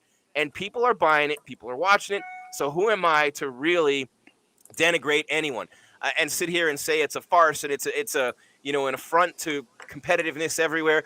That's not the purpose of these fights. You're not buying these fights, Jeff, and watching these fights. Well, you're not buying and watching anyway, but we're not buying and watching these fights. Nobody's buying and watching these fights thinking you're getting world-class competition. There's not one. No. If you did, you're an idiot. There's not one person buying these fights for the competitiveness. They're buying it for the nostalgia, man. It's the same reason memorabilia is so huge. It's for the nostalgia to see Tito Ortiz get in there one more time. Anderson Silva is going to keep doing it. To see Evander Holyfield, who hasn't fought in 10 years, one of the greatest and most legendary boxers to ever lace up the gloves, to watch him walk to the ring one more time is a big-time experience and a big-time thrill for a lot of people. Yeah. I mean, it's for your and my age group. It's nostalgia, right? I mean, we saw Holyfield in his prime. We saw the Tyson, and in his prime, and so just to, we know that we're not getting that. But for those moments that fight's on, the memories are all there. The conversations with our friends while we're watching, it's all there. And so that's what it's about to us. And then for younger people, it's about the opportunity to see the legend, right? It's just to get a glimpse of the legend. And so I get it, man. I mean, I get it all the way around. And I'm fine with it. We've talked about a seniors division in mixed martial arts for a long time. And I would have no problem watching Ken Shamrock and Sakuraba fight. I would have a problem watching Ken Shamrock fight anybody that's remotely relevant today. And so, like the Tito and Anderson, that didn't bother me. That's a comparative age and talent. And that was sort of like an old timer, recently retired fight. It wasn't boxing, though. It wasn't boxing. Well, one of them was boxing and the other one was getting knocked out. Fair point. But fair point. Yeah, but I don't like seeing Holyfield fight somebody that 14 years younger than him who, was 2 years ago kicking people's heads off. I don't know. That sort of bothers me a little bit. But maybe I'm underestimating Holyfield's ability. I mean, look, I know Holyfield's ability. Like I lived it. I mean, I watched it. I hated watching him beat up all my legends and all my heroes. But that's what he did. But this is different. I don't want to see Holyfield hurt. I don't want to see him put in there. And so even if he comes out there and wins tonight, it doesn't change the fact that I'm friggin' worried about it. So hopefully this goes over well. And if Tito's on the juice, or Tito, if Vitor's on the juice, like people are saying, and like Jake Paul, they didn't test him. If they're doing that, and you got some guy who's on steroids going in there to fight a 50-year-old Evander Holyfield, if the guy gets hurt or dies in there, and you got a guy on steroids punching him, I mean, these types of things are, I mean, the fact that they would even sanction this, I mean, look, it's going to happen. We're here, right? But the more these words leave my mouth, the more I just think, man, this has been the problem with boxing. It just reeks of shadiness and just the depths of humanity. Boxing, it always has, to me, ever since we got out of the 70s and into the 80s and moving into the 90s. Don King and Bob Arum ruined the sport, man. Nobody ruined the sport more than Don King. Nobody ever cared about the fighters. It just was the most shady, deceitful, dishonest sport that let's be real and call it what it was, right? And I'm not saying it still is. I'm sure it is. Promotions and federations and presidents of promotions taking bribes and federations taking bribes. I mean, boxing has long had these black marks. And if tonight something happens to Evander Holyfield in this fight, I mean, I shudder to think. I mean, I pray right now for Evander Holyfield. I mean, really, it's not worth it. I think that's why they made it an exhibition, right? Because the exhibition, the referee, his job is totally different, right? In a fight, his job is to enforce the rules and make sure you don't get hurt. In an exhibition fight, It's to stop it at the first sign of any kind of adversity. So, I think we might get people bitching about an early stoppage here, but that's because it's an exhibition fight. That takes on a different meaning to a referee than a real fight. And so I think that's probably why, and smart on Holyfield's part, in my opinion, to say, I want this to be an exhibition and not a real fight. It could be, it could in the long run prove to be extremely an intelligent decision. Is that Masvidal doing commentary with Trump? They just showed him up in the booth. I think Gamebred's in with the Trumps. Makes sense. I mean, he's always supporting him, but I think Buffer just announced that Trump is there, and Trump is up there with Don Jr., and to their left, I believe, was Jorge Masvidal, unofficially. If we could check that, I'm going to try to check that right now. Because I'm going to watch the feed later, Jeff. I'm going to go back because once I get the pay-per-view, I can watch it, I believe, for 24 hours. There's no way I'm not going back and watching Donald Trump commentate boxing. Say what you want about Donald Trump. The guy's been #1 at everything he's ever done. The Apprentice, his books are bestseller. He knows how to entertain people, man. So I'll go back and watch Donald Trump's commentary after we're done with our show here. I'm going to make Scott's night right now and not comment on that. You're welcome. You are welcome, Scott. You are fucking Scott. Welcome. Despite my best efforts to walk you down that path, Jeff. No, I mean, I wasn't doing that. I'll gladly go down that path. I just don't to goad you, man. I'm trying to see who he's with him. I'm just trying to say he'll be entertaining. This is not political. I'm not supporting Trump, guys. To relax in the chat room. I'm just saying his commentary will be eventful, whereas Biden would be asleep. Okay, I'm done. But I'm trying to see if that is Jorge I know, Masvidal. and I'm as soon as we get off air, I'm going to buy the #1 Trump steaks. Anyway, let me see. I digress. Oh yeah, it is. Jeff, it is. Jorge Masvidal joins Donald Trump on commentary. He's got on a white suit. He's from Miami, though. Masvidal's from Miami. It makes sense. He is. I can't believe that they allowed that they're sitting that close to each other, though. But whatever. Masvidal did some campaigning for Trump. He's a Trump supporter, so he's done some work for him. And he's been a big supporter, but also obviously a legendary. And they are not combat Trump. I mean, let's talk about Donald Trump's history in boxing for a minute. His casinos in Atlantic City hosted some of the biggest fights of all time. He's been a fixture. The first UFC fights in the Zuffa era, which is why Dana still goes and speaks for him, were at Trump's casino. So he does have a history in boxing, which is why he's there tonight, and that in marketing. So he does. He's there tonight. He's there tonight for marketing. That's what he's there for. He's there for marketing, and he's doing the commentary on the alternate stream. Got Jim Lampley calling the main card, and Trump's on the alternate stream. But he does have a big history in boxing, and he's got Masvidal in there, which is interesting. So the UFC with Tito and with Anderson and Vitor, the former superstars and champions, and then you got Jorge Masvidal on commentary. So the UFC has its or UFC athletes and former athletes have a big presence on the Triller fight card tonight. I guess so. I just don't know why we call it Triller. Every one of those organizations do that shit. Yeah, every one of those organizations do that shit, though. Are you surprised that the UFC is doing Lawler and because the worst thing the UFC did to me was and they got lucky with Brock going in there and winning the title. They just threw him in there because of who he was, and Brock was such a unique athlete. But the UFC with CM Punk to me was a farce, and that was where the UFC did something they shouldn't have done and they took a chance on it and marketing and all that. But the Lawler-Diaz fight, these guys are past their prime. Diaz hasn't fought in a long time. While it's not as bad as like Shamrock and Gracie or some of those other ones, and certainly not as bad as Kimbo and Dada in Bellator, but that for the UFC I thought was a bit of a stretch. But I guess getting Nick Diaz back in there and Robbie Lawler in there with him, that's about as far as the UFC is going to go on these quote-unquote legacy fights. And both guys are under 40. Hoist Gracie, Matthews, absolute ridiculous. Yeah. That's to bring in Sean Gannon, the late Sean Gannon, who just passed away today or yesterday, after he beat Kimbo in a street fight with no fights, was ridiculous. To bring in Kimbo, if you ask me, was ridiculous. But yeah, at least they made him go on tough first, right? Well, they needed the ratings. They needed the ratings, and that was the highest rated season by far of Tough. And meanwhile, look at this little kid. Look at that jacket. He's killing the national anthem in there. I don't even know who this is. This kid's unbelievable. Yeah, I have the volume down. He's a young kid. Looks like he's about 8 years old or younger.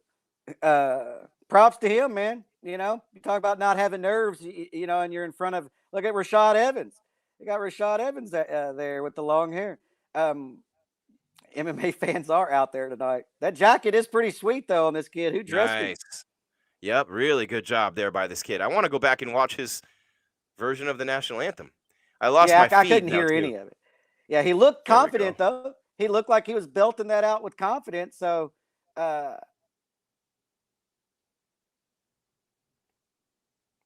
yeah. Oh, okay. Remember to give me the time when the round starts. Not quite yet. They're saluting Trump right now. They're doing this big thing on Trump. Yeah. So I think that they've stretched this about as far as they can go.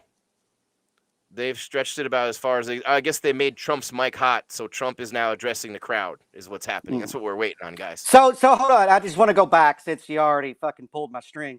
So no. Wait, I didn't pull any string. Don't put this on me. Hold on. I said Trump has boxing history. That's what I said. Was it okay for the NFL to bring politics into sports, or are those people going to bitch tonight or not? That's just a rhetorical question. I get you. No, I get it. I understand. I know the answer. You don't have to tell me. I know the fucking answer. Okay. Hey, Default Name has a good question. Are they testing for PEDs for this? Oh, are they? You know what? I don't know. Are they testing for? Apparently not. Because it's an exhibition match. They don't have to. It's an exhibition match, so it's not sanctioned. Yeah. So it isn't. I would think that they had to test the other guys because those were sanctioned fights.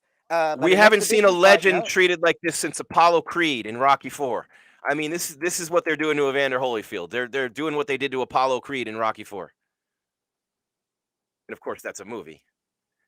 For you guys who don't know. Yeah, I mean, they are drawing this out for a long time. But I mean, I understand the patriotism on this particular day, but it's hard to preach unity, right now. Triller, when it's so one-sided.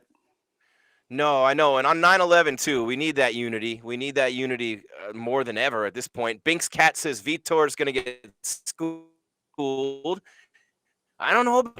And look, there's no doubt Holyfield's the better boxer, but the speed of a 58-year-old man, how much slower is Holyfield going to be? And how will his chin hold up at 58 years of age, man? And at 44, Tito is back. He's going to have a lot of power. He's going to be throwing bombs. It's kind of right now. It's like, is that Junior Dos Santos? Yeah, it's Junior Dos Santos and Masvidal with the Trumps. Yep, it's JDS and Jorge Masvidal. And this is live on the mainstream. It's just the commentary that they're showing right now. I just don't know how much longer they can stretch this. I mean, we're ready for the fight, for crying out loud. I mean, how long? I have to pee.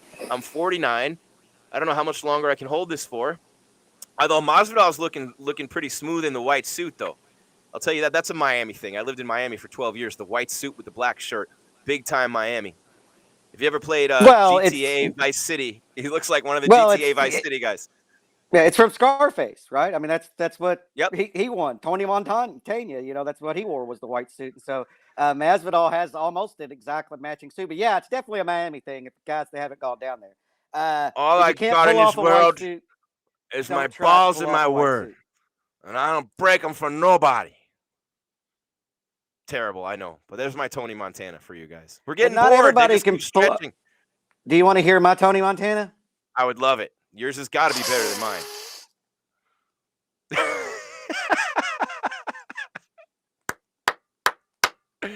That was good. That was it. Say hello to my little friend. Look at Isaac Jamerson. Look at him. Isaac, thank you. $20 for the MMA Weekly coffers. Hell yeah.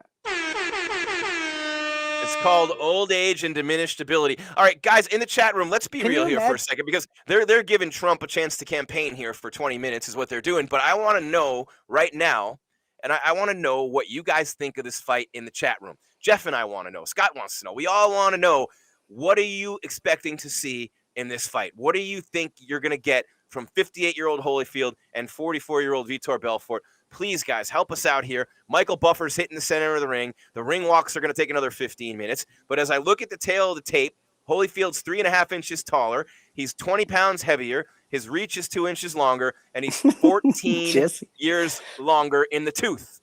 There's the measurement that matters the most on the tail of the tape. How long in the tooth Evander Holyfield is. Get it? Tail of the tape, long in the tooth. I thought it was good. 58 and 44. Yeah, Holyfield is going to enjoy a 2-inch reach advantage that I don't think is going to be a factor. But no 3 knockdown see. rule. Can't be saved by the bell. 8 2-minute rounds and a 10-point must system. Exhibition. Holyfield's body looks good, man. I want to look like that at 58. Shit, I wish I looked like that at 28. Yeah, I mean, like we brought up, we don't think they were tested for this fight, so that goes on both sides, Although I'll say this, Vitor has had a history. Vitor looks like a villain, man. He's got the hood up. I mean, he just looks like the perfect bad guy. Say goodnight to the bad guy. There I go again with the Scarface. But I keep calling him Tito. Man, Tito, get out of my head. Vitor looks like the perfect villain. And he just wants to lay Holyfield out in there tonight. Oh, 100%. That's what he wants to do.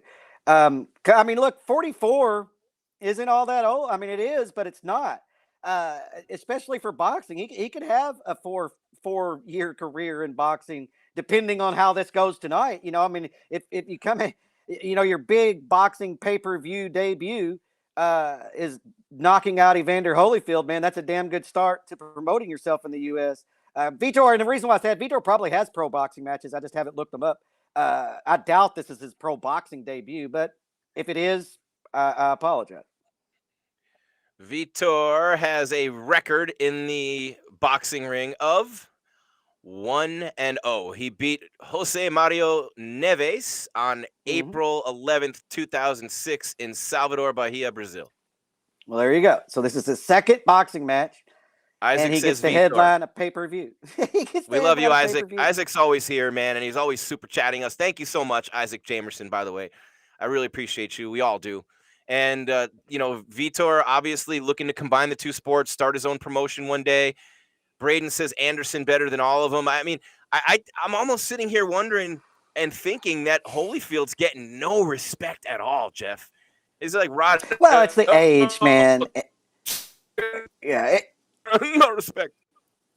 Yeah, he had no. I mean, he just looks so slow hitting the pads, and then his age. I mean, you can't overlook that elephant in the room. I want to give him the benefit of the doubt and think that maybe his defense is going to get him through this without getting knocked out. But I don't know, and I think a lot of that's going to come down to his chin at 58 years old. How many of these left hands, and plus Vitor's a southpaw. He's coming off the couch at 58 years old. Not coming off the couch. He says he's been training for 2 years. But, he's going in there against a southpaw, which is going to be Vitor's got the Macho Camacho garb on with the gold. Look at Vitor. Are you seeing this, Jeff? Yes. He's got the gold, the blinged out gold robe, the silk robe. Vitor's making the most of his moment. He's a nice guy, man. I like Vitor. Every time I met him, he's super cool to me. Very nice guy. Yeah, I mean, I've met Vitor a few times. I mean, he doesn't seem.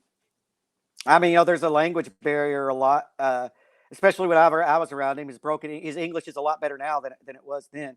Yeah. Look, but yeah, Vitor's a friggin' legend in Brazil. The guy's been like a leading star on soap operas down there and shit. He's a sex symbol. He's a friggin'. I mean, it's a different kind of a celebrityism that he gets to enjoy or has enjoyed throughout his career than most fighters, even big time fighters. Him and Anderson are national heroes. I mean, they're literally and Cigano national too. heroes. Junior Dos Santos, the three of them. Yeah, and the Nogueiras too. And Aldo. Yep. And so it's Vitor.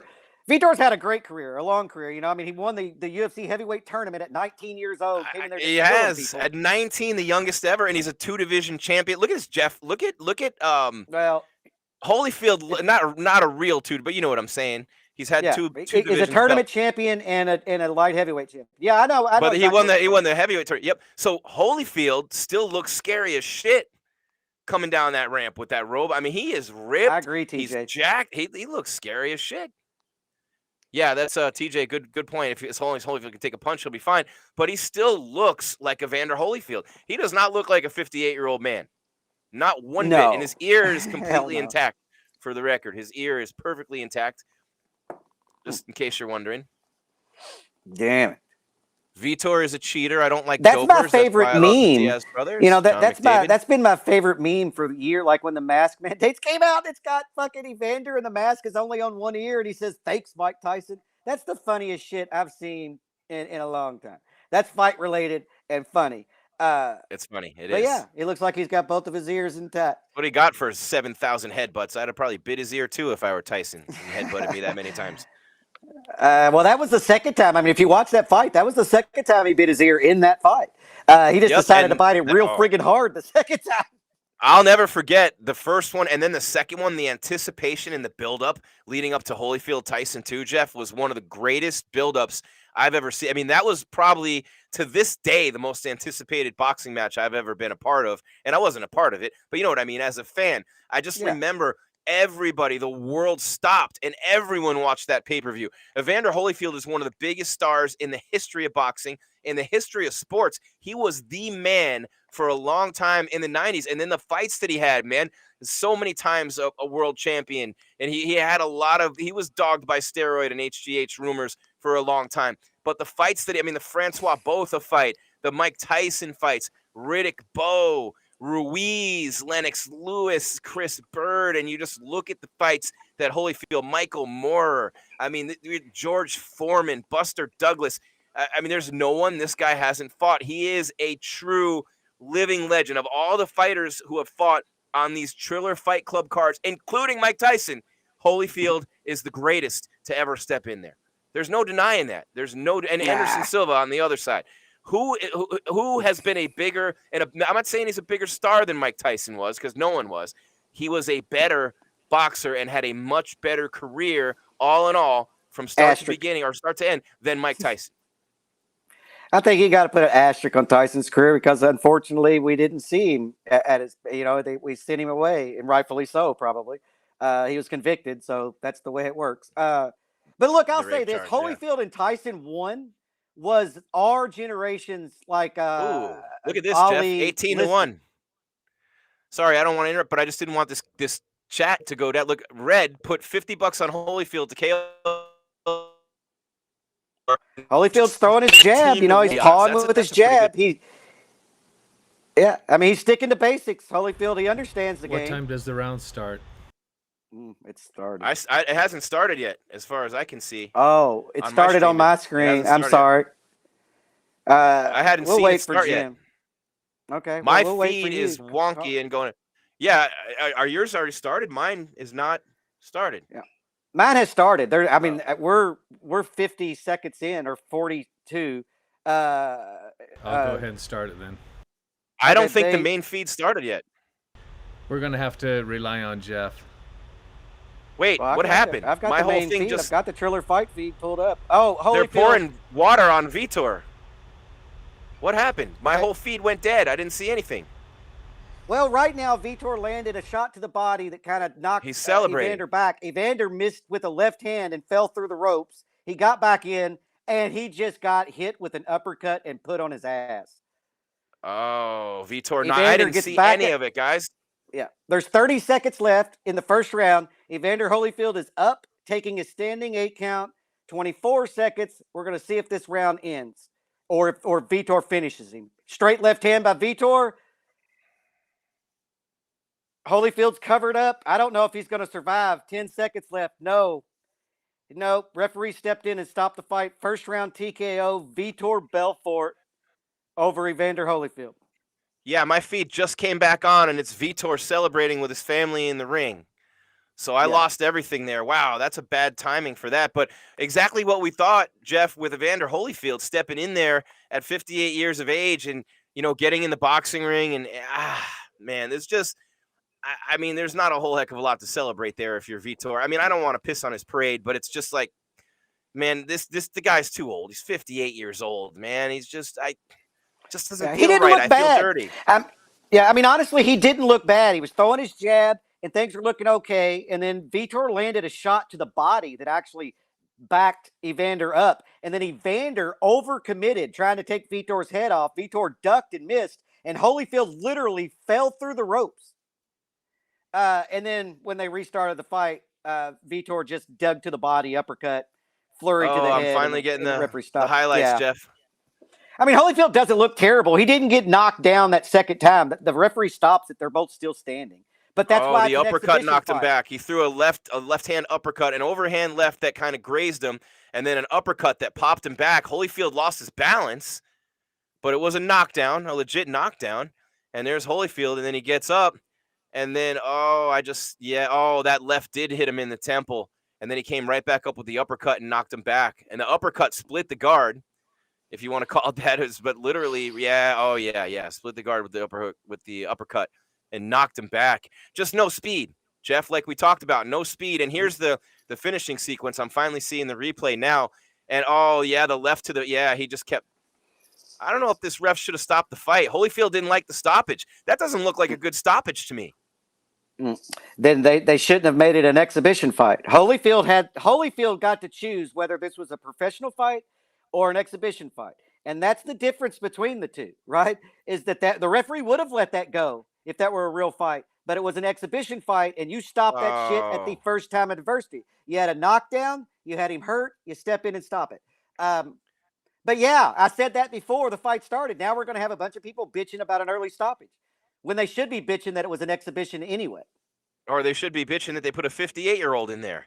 But Holyfield clearly didn't. Holyfield clearly didn't want the fight stopped, Jeff. Holyfield clearly was not happy that they stopped it. Yeah, they could have let that go 100%. Now, do I think he was going to do anything? No, I think he was going to get knocked out had they let that go. But or hurt bad. That's his number one responsibility, is to protect him, the ref. Yeah, can't knock him too much down for with that uppercut. And he fell through the ropes, and the referee's watching all this, and then you see him get hit with a couple more shots. I mean, I don't disagree with the referee, but had Holyfield not been 58 and this not been an exhibition, he doesn't stop that fight. If you guys watched Tito and Chuck 3, which if you even want to call it Tito and Chuck 3 or Chuck and Tito 3, which it wasn't, but you want to call it that, the Golden Boy version, looking at what Chuck Liddell looked like in that fight, that's what Holyfield looked like tonight. Both guys in their 50s, no speed. Chuck barely looked like he could stand up in there. Holyfield slow, unable to block any of the punches. Holyfield he's walking now, or he's going to come over and get interviewed by 50 Cent now, as if he hasn't been humiliated enough in this dog and pony show tonight. Now he's got to go do interviews on time. And to see this happen with Evander, the real deal Holyfield, man, it just doesn't feel right, man. It doesn't feel right. To just even look at this, I feel dirty. I'm fine with it, man. I'm fine with that. Vitor didn't look bad, though. I mean, that's the thing. Vitor was putting together combinations and uppercuts and going to the body and the head. He looked good. You know what it could set up, honestly? And I know that Anderson said that he wouldn't do it. Anderson said he wouldn't do it, but Vitor and Anderson rematch in boxing might be big. They both looked all right tonight. Yeah, I was thinking it would be Oscar. When Oscar's healthy, it'll be Vitor and Oscar like it was supposed to be. Yeah, but probably so. Vitor and Anderson would be great. I'm with you, Jeff. I'd like to see Vitor and Anderson. That'd be a hell of a fight based on what I saw tonight. Yeah, I mean, I think that what's crazy about this, and I'm probably gonna get friggin' hate mail over this. I think Vitor's a better boxer than Anderson. Anderson's a better striker than Vitor. But if you remember how that fight ended, was a front kick to the face. It wasn't punches. In fact, that whole fight played out with Vitor trying to close the distance and get into boxing range, and Anderson saying hell no, keeping him out with his kicks, and then he landed the one front kick to the face and won. In a boxing match, I think that the fight is a completely different deal altogether. Completely. Both southpaws. I think Vitor has more punching power. So I don't know. I don't know if that's a fight that's going to happen. I would go after the Paul or the Oscar De La Hoya fight if I were Vitor. I think that's a bigger money fight. Especially, but look, if you beat Oscar De La Hoya and Anderson beats Jake Paul, then man, we're going to see a rematch between Vitor and Anderson in boxing. Mm-hmm. Yeah, that'd be great. And I know they all want to fight the Paul brothers. Everybody wants to fight those guys. Well, it just didn't feel right. And Holyfield at 58 didn't even have a camp. He came in last minute, saved the whole fight card. They moved it from California to Florida. The whole thing just reeked. Once Oscar De La Hoya got COVID, it changed. And I understand. They were scrambling. They had to get somebody in there. They asked Holyfield. He said yes. I don't want to bash them too much because they did have De La Hoya, who looked pretty damn good in training, and I thought was really going to give Vitor a hell of a fight, and I thought Oscar might even win that fight based on what I saw at his open workout at Staples Center in LA when they showed that. But I just don't. I don't feel right with what happened tonight with Evander Holyfield. It just leaves a stench to me that it's like you're getting sprayed by a skunk. You can't get it out. You take 14 showers. You're pouring tomato juice all over yourself. You just can't get it out. You know, I mean, and I just, that's how I feel. That's how I feel right now. Well, I mean, the good news is that Holyfield did not get hurt.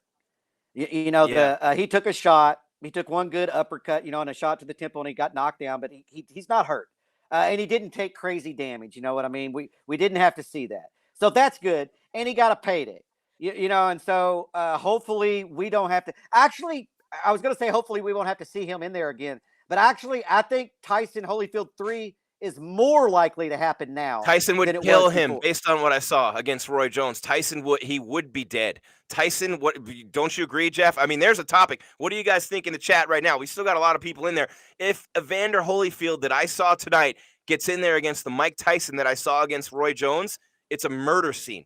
Bring the yellow tape. I mean, I think that it's more. I really do feel like, you know, that Mike. You know, according to Holyfield, that Mike was the one hesitant to do the third match. I think after tonight, you're going to see Mike maybe already on the phone going, look, let's make $100 million each and do this. And Holyfield will sign up for it, and Mike will sign up for it. And Triller is not going to have an opportunity to promote that because everybody's going to jump involved. HBO's going to jump in. Showtime's going to jump in. It's going to be the biggest bidding war in pay-per-view friggin' history. And then the fight will happen. And Mike Tyson's got the Legends League or whatever. It's Tyson's thing anyway, so you know he's going to be controlling that. Yeah. I think they were closer to that fight happening. Yeah. And I'm not opposed to that, man. I mean, I'm not opposed to that. I'm opposed to seeing either one of them in there with a 44-year-old Vitor. I'll say that I'm opposed, but I'm not opposed to seeing two legends fight each other. You know what I mean? If Tyson wants to fight Lennox Lewis tomorrow, I don't have a friggin' problem with that. If he wants to fight, you know, Tyson Fury tomorrow, I have a problem with that. Oh man, forget that. No, I mean any delusions of grandeur there. But who was it recently? And I can't remember. I think it was on Mike Tyson's podcast. Leonard or Hearns saying he would destroy Sugar Ray. See Leonard Hearns again. I mean, why not? If that's what they're doing. I mean, that at least would be a fair matchup. Yeah, you know, I saw Leonard. They showed Tommy Hearns tonight. I saw Sugar Ray an interview with him, and that guy still is in amazing shape. And he was hitting the pads, and his hands are still fast. You know, but he's a smaller guy. So is his hands fast enough for people his size? You know, where Holyfield looks slow to us because I'm not Holyfield's size. You know, so when Holyfield's hands slow, they look really slow to me. Where I didn't feel that way with Sugar Ray, though. Although if I see Sugar Ray in there with like friggin', you know, even Floyd, he might be slow, but his hands look pretty fast. He looked pretty friggin' competent. But Sugar Ray's not crazy either, and he doesn't need the money, so I don't know. But I think the door's wide open for all this stuff because when you talk about tens of millions of dollars, that raises eyebrows for everybody. Everybody. I mean, why not just do Magic versus Bird one-on-one on the same fight card? And it's not a fight, but just Magic versus Bird. You know, maybe Joe Montana and Dan Marino can do some sort of skills competition against one another while we're at it. I mean, what else could we do? You know, Nolan Ryan can just go up there and try to strike out George Brett. I mean, why not? I think every one of those things sell. You know, I think every one of those things will get people in the stands. Actually, as I was saying them, I actually think so too. People would pay a fortune to watch Magic play Bird right now. Could you imagine Michael Jordan and Larry Bird and Magic Johnson, Isaiah Thomas, and I don't know, man. Let's throw a couple of other and make them do a 3-point shooting contest, a free throw shooting contest, you know, and see a skills test, just like you said. And then, you know, Marino and Montana and Elway and Aikman, if his brain's right, throwing through targets, you know. I would pay to see that. I would watch that shit. It's like the Gladiators challenge that everybody's popular on TV, right?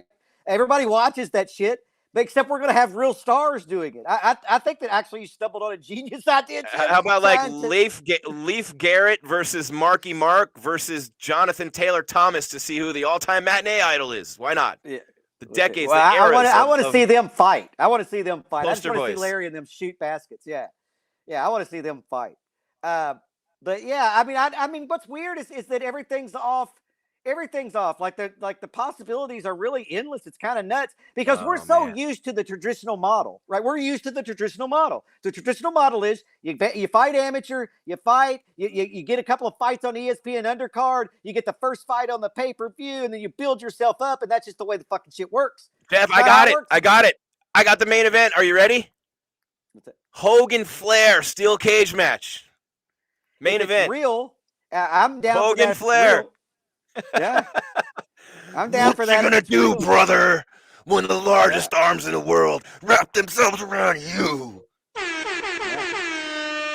I mean, it's all entertainment, man. It's all entertainment. Now, luckily, next week we get to get back to like high level, the real deal. To take Holyfield's nickname, to the real deal fighting. You know, tonight was fun though. Look, I'm not gonna knock. I'm done knocking this. I knocked the Jake Paul shit early. I knocked the Mike Tyson stuff. I'm done knocking it. I've seen shitty fights in every organization in the world, including the UFC, Bellator, LFA, RFA, Pride. You know, the WEC, the WBC, and by all of them. All of them have had shitty fights. Tonight was pretty bad. It's pretty bad, Jim, but it wasn't the worst. It was pretty bad, though. We saw two quick Nobody knockouts. even cares about us. You think I'm baiting you. Scott's baiting you. Nobody even cares about the fights. They're there for Trump. Good luck to them. Hopefully they got what they wanted. Nobody had a mask on anywhere. Oh, my God. It's 9/11. And, I mean, I mean, nothing's more American than celebrity boxing from 25 years ago. So, I mean, in the name of nothing is exactly. I was going to say, yeah, nothing is more American than just overt fucking PR capitalism where we all make money. I mean, there's, you know, actually, it's a beautiful thing. I mean, now that you put it in that context, I used to say, and we're doing it. Who hated when people talk about the Yankees, they're like, all they do is buy people, and I'm like, yeah, that's the friggin' American way, right? And as a Yankee fan, I love every second of it. Yeah, and so maybe tonight was a fitting deal for I don't know, man. I mean, I like to separate the two. You know, 9/11 was a fucking tragedy. I remember exactly where I was during that whole thing, Me too. and just the shock, and then the fear I had for my friends that lived in New York. You know, to go back to that day, and we do every year on this anniversary. But this was a pretty nice distraction. You know, it was a nice distraction from all of that. You know, it was a nice distraction. I'll say that. This is the Weidman Silva towel. But speaking, Anderson's on the card, and it's 9/11, so I got the American flag, and I just realized they handed out Silva towels with the Brazilian flag and Weidman towel. This is the original Weidman Silva 1 American flag from MGM Grand Garden Arena. I jacked one off one of the seats and put it in my bag from press row back when I used to sit cage side for the UFC fights before the rest of the media decided they wanted to come in and push the rest of us out who were there forever. But that was one of the greatest nights in the history of the sport, with Weidman, who was fighting for 24 grand, upsetting Anderson Silva, who was on this fight card tonight. Zombie boxing series, string up dead boxers and animate them. Wow, that would be, I mean, that'd be like the next frontier. I mean, they're a couple steps away. I mean, you could do, like I said, it's just the celebrity death matches, man. I mean, we could do this. I mean, you're trying to tell me that people wouldn't tune in to watch, I don't know, Eminem fight Machine Gun Kelly? Like that would be one of the biggest. I would love to see Machine Gun Kelly get his ass whipped. That would be great. I mean, you know, I mean, and who wouldn't tune in to watch like Ice Cube and 50 Cent throw down? I mean, you know, God. we have to really Ice Cube would get killed. Yeah. I mean, you know, I'm just throwing out names. But no, I do. They already do the rap battles. They got Fat Joe and Ja Rule coming up. They do the rap battles on Triller Versus. They box? No, they do rap battles. Oh, okay. Jada well, that's good. Yeah. They've done some. DMX was on there. Thank you, Visionary Vet. We appreciate you. We got a lot of fans who really like our show. We do the best we can. I try to be objective, but I can't sit here and treat this like it's real competition and still keep my credibility on any level. I have to. Jeff and I have an obligation, literally, to ourselves to not, you know, try to make it seem like something it isn't. It's an exhibition. It's fun for people to see. I believed it was borderline inhumane to put Evander Holyfield in there. but that's, God bless the United States of America. Absolutely, KC, right there with you. But we have to talk about it for what it is, and we have to, to talk about our feelings and what they really are for these types of events. And I mean, do Jeff and I really want to sit here on a Saturday afternoon and do this? I mean, it's fun. It's not bad. Anytime I get to do a show with Jeff is a fun time for me. I would much rather have it be a Dana White's Contender Series that we're talking about, but no one would watch. That's the world we live in. I would much rather be doing this show during a Contender Series and during a UFC fight night or even a legitimate boxing card. But the reality is we're here for Jake Paul. We're here for Logan Paul. We're here for this one. Tyson and Jones, we were here. Paul and Askren, we were here. It is what it is, man. I mean, these are the moments where people just want to, we're in such a shitty point in our history right now. Everybody's at each other's throats, even on 9/11. I mean, hopefully we take a break for a day from you're not wearing a mask, I want to kick your ass. Well, you are wearing one. You're this, that. Oh, you're not vaccinated. I'm vaccinated. Everybody's like, I just want to have a time where we can just go and live our lives as Americans under one flag. I might be delusional, but I want that fucking anymore. I don't want to let reparations that are owned by each party divide us anymore. I want to watch a good old-fashioned setup of an exhibition match with a 60-year-old. No, I'm kidding. I don't know. Jeff, I don't even know what to say anymore. I really don't. I have no idea what I look, tonight it is what it is, right? Tonight was, and I'm going to say this about Holyfield because we don't know. I don't know what happened behind the scenes when Oscar fell out. I don't know what favors were called in. But I'll say this. It is 9/11. This was a big event, and props to Oscar or props to Evander Holyfield for stepping up. And so, because if he didn't, we didn't have a show tonight. You know what I mean? And so props to him for that. Did I like the outcome? Did I like him in there? No. But I don't know who made that call to him. It could have been Donald Trump for all I know. You know what I mean? Like, there's this Triller event in Florida that they're moving down there. Can you do it? I don't know. But a lot of times that's sometimes why somebody steps up on short notice is to save an event. Right. And so I feel and he did. He did exactly that. He saved it, and they moved it across the country. The Florida Commission saved it too. We got to give them equal credit. Well, because the California Commission said, "Hell no, you guys aren't doing that." I'm not giving the Florida. Hold on. I'm going to give Evander credit because he stepped up and saved the event. I'm not giving Florida credit for sanctioning this. They have an obligation and a duty to not sanction that shit, but they sanctioned it, and we got to see it. But yeah, I mean, I know what you're saying. Look, there was a lot of people involved that saved that event, but props to Evander for that. That was all about entertainment.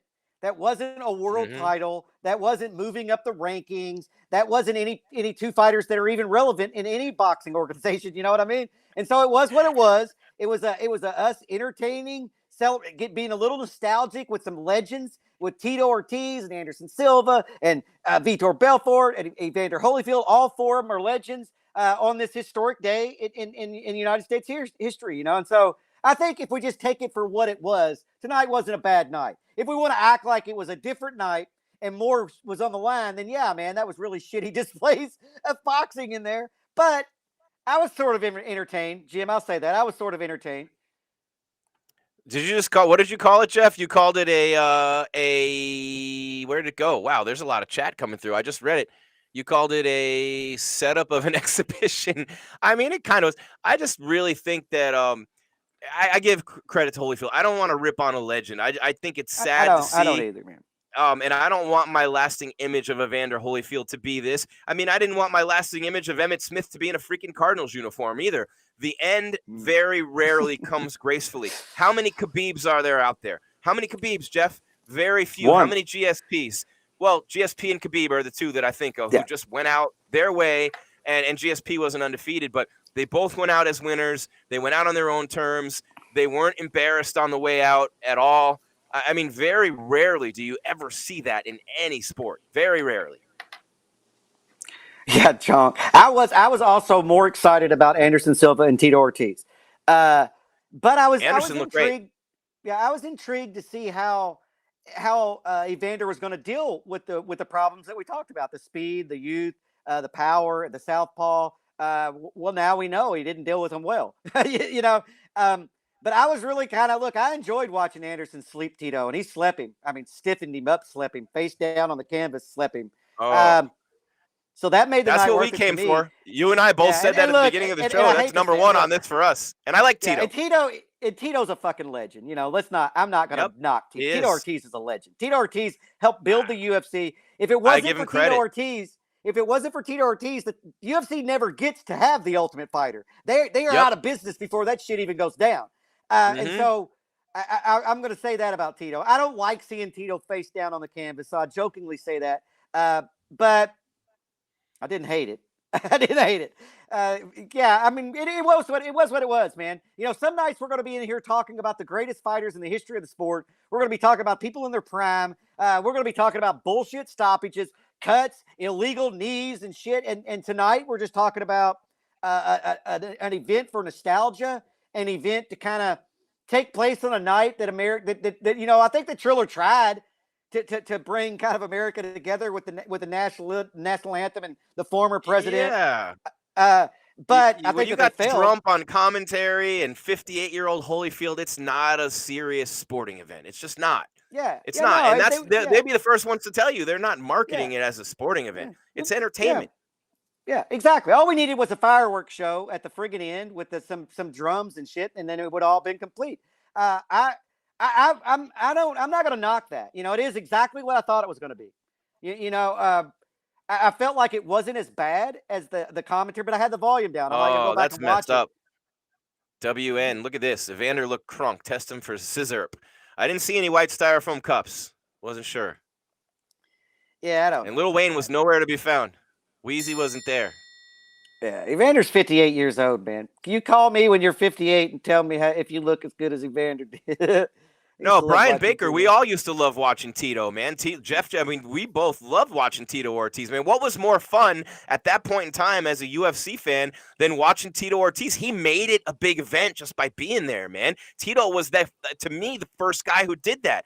The UFC did not, Jeff just said it, the UFC would not have gotten to where it got that fast, to the point where Brock could come in and Ronda could come in and Conor could come in and just keep building it and building it and elevate it and elevate it. Dana White didn't do this by himself.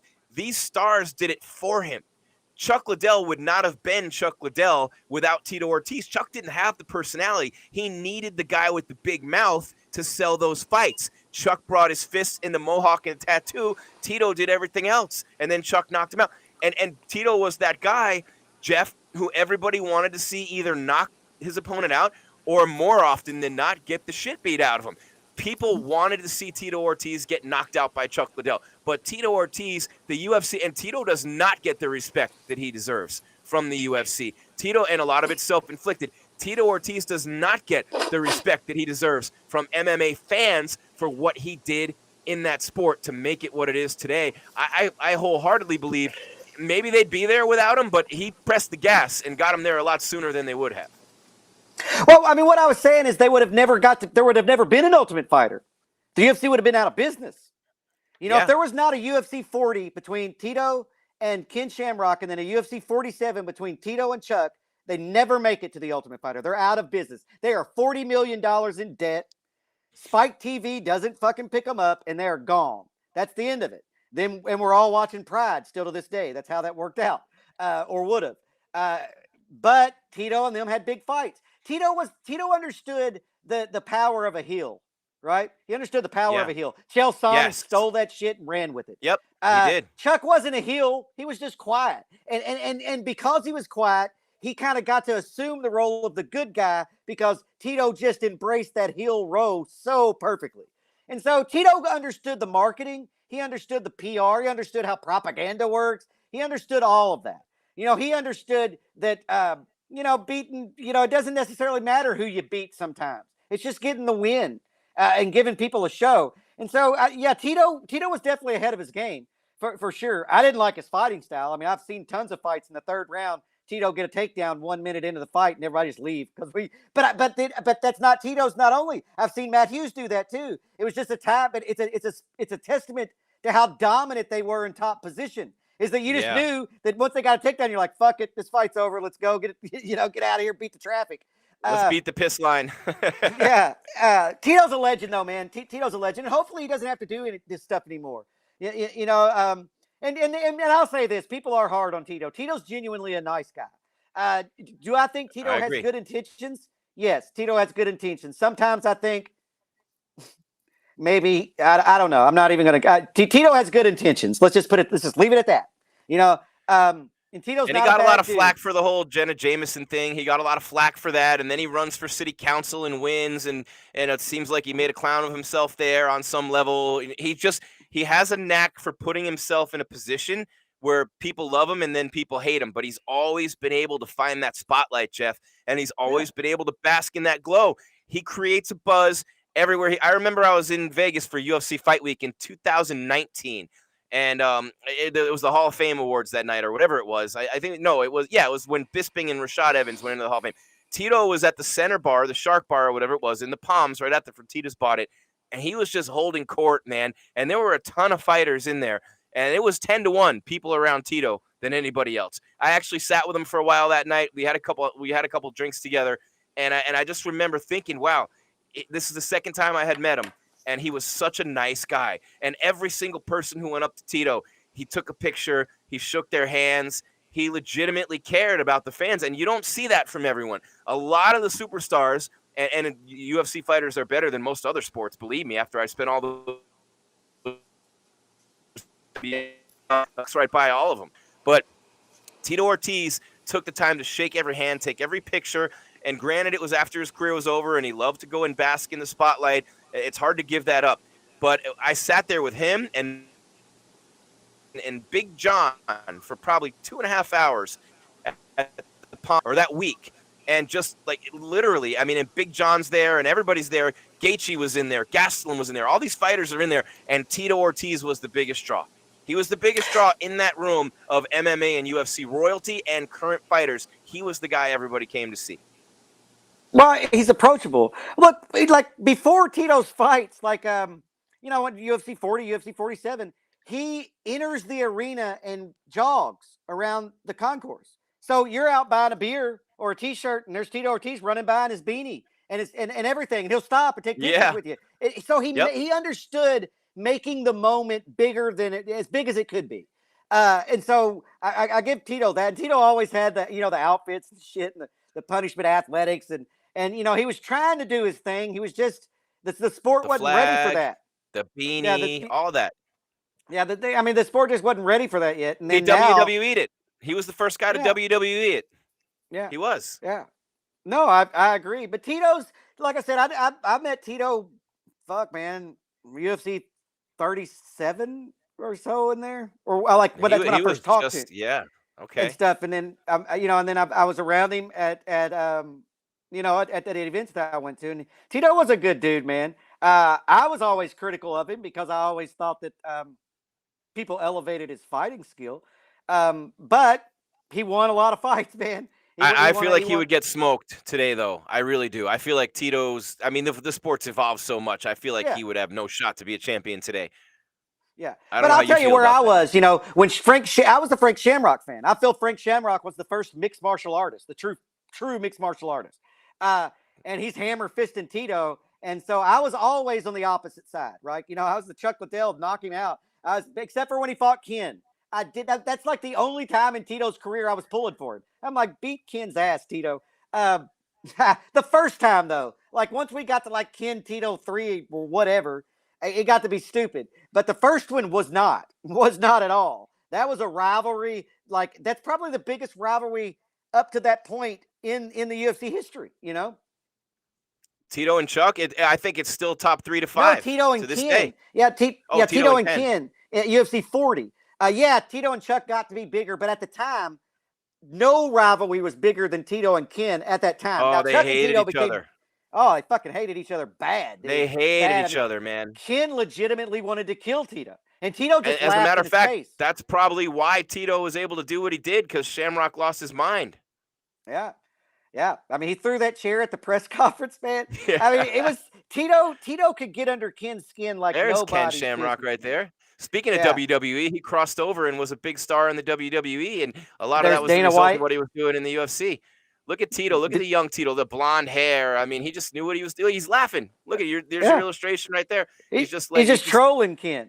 But look at Dana. Money. Look how friggin' young Dana is in this. Shamrock's pissed. Look at the Lion's Den. Look how skinny and Dana has hair. Yeah, and he's Little skinny. bit of hair. Wow. We've been doing this too damn long, Scott. When I look at that video, that's what this video tells me. I've been doing this too long. What did Holy Jeff shit. Cain and Scott Peterson look like back then? That's what I want to see. I look pretty much the same, except I don't have this beard. Okay. I had hair. Scott had hair. You had hair. Did you have Ken Shamrock hair, Scott? Oh, I've seen Scott Peter when you were the metal band singer. Scott had amazing hair. It was on the level of Jeff Cain, if you ask me. And then it went. And then it went. I knew Scott with hair beard, and without a hair. Yeah, I've known Scott with hair and without hair. Kind of like Dana. We know why the hair fell out, man. He's just owned MMA Weekly too long. That's what did it. Yeah. Back then, Ken even had hair. Ken had hair. Tito Ken still does. has hair. He just keeps it short. Okay. I saw a picture that he posted, and he had it pretty much shaved. I was like, Dana doesn't. I just assumed. I don't know. In a different world, I probably would shave my head just so I didn't have to brush it. I'll tell you what, though. Ken Shamrock's Lions Den was a legendary gym, man. He was one of those guys, first fighters to have his own gym. That was a legendary spot. Even in Scottsdale, they had one here, and it eventually became fight ready and eventually moved up the highway. But at the Lions Den, there's a lot of stories from those days. Yeah, it was old school training, you know. I mean, I was close with Frank back then, Shamrock, and Lions Den definitely produced a lot of people, but they definitely ruined a lot of people because every day was a fight. And luckily, we've gotten smarter with technology, smarter with training, and you don't have to take that damage. In fact, you're hurting your career. You know, and Frank was preaching that back then. He was so far ahead of his game for the time. But now nobody trains that way, right? Nobody in their right mind trains like that. Ken and them fought every day of the week like it was for the title in the gym, and that was just crazy. It's absolute nuts. But there's Tito. Yeah, Tito. Look, Tito's a Hall of Famer. Tito's a legend. I'm not gonna knock Tito. I wish that he didn't have to do it anymore. I wish that we didn't have to see him get in there and get knocked out like that. Maurice, that's not true about Vitor being an active UFC champion. He hasn't been an active UFC fighter in 3 years. And he's 44, but he used to be a champion, and he's not active anymore. So that's not. Who said he was active? I didn't say he was active. One of the guys in the chat room, Maurice, said Mr. Holyfield is a Hall of Fame world champion. Belfort is an active UFC champion, the more active fighter won. Vitor hasn't fought in 3 years. He's been. I think what the guy means is he was active more recently, right?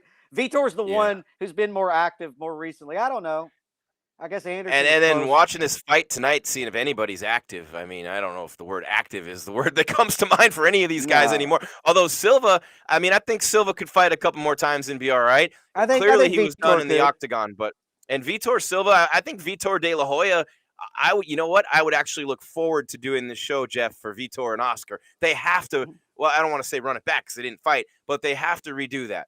With Oscar getting COVID, I mean, they have to. And Oscar De La Hoya is guaranteed 1 million buys. No matter what anybody says, probably 1.5 million. Look guaranteed. At Mike Tyson and Evander Holyfield. And is that Perez? What's her name? Rosie Perez? It's Rosie Perez. Yes, that's Rosie Perez. Wow. Oh, she's a little cute. I love her little accent, man. I used to love her little accent. First time I ever saw her, White Man Can't Jump, and I've been a fan ever since. Yep, and then the one where Nicolas Cage won the lottery and she was the waitress, or she was his girl and Bridget Fonda was the waitress. Yeah, that was I haven't seen her in a while. I was shocked. I was like, oh shit, there's Rosie Perez. I hadn't seen her in a minute, but yeah, man, MMA Weekly's been around a lot.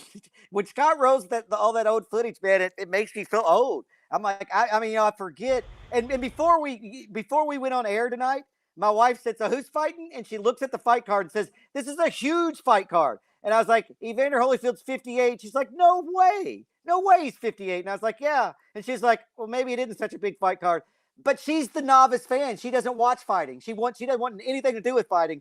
But when she looked at that, she's like, Tito Ortiz, Anderson Silva, Vitor Belfort, and Evander, that's a fucking huge fight card. And I'm the like, OGs love it.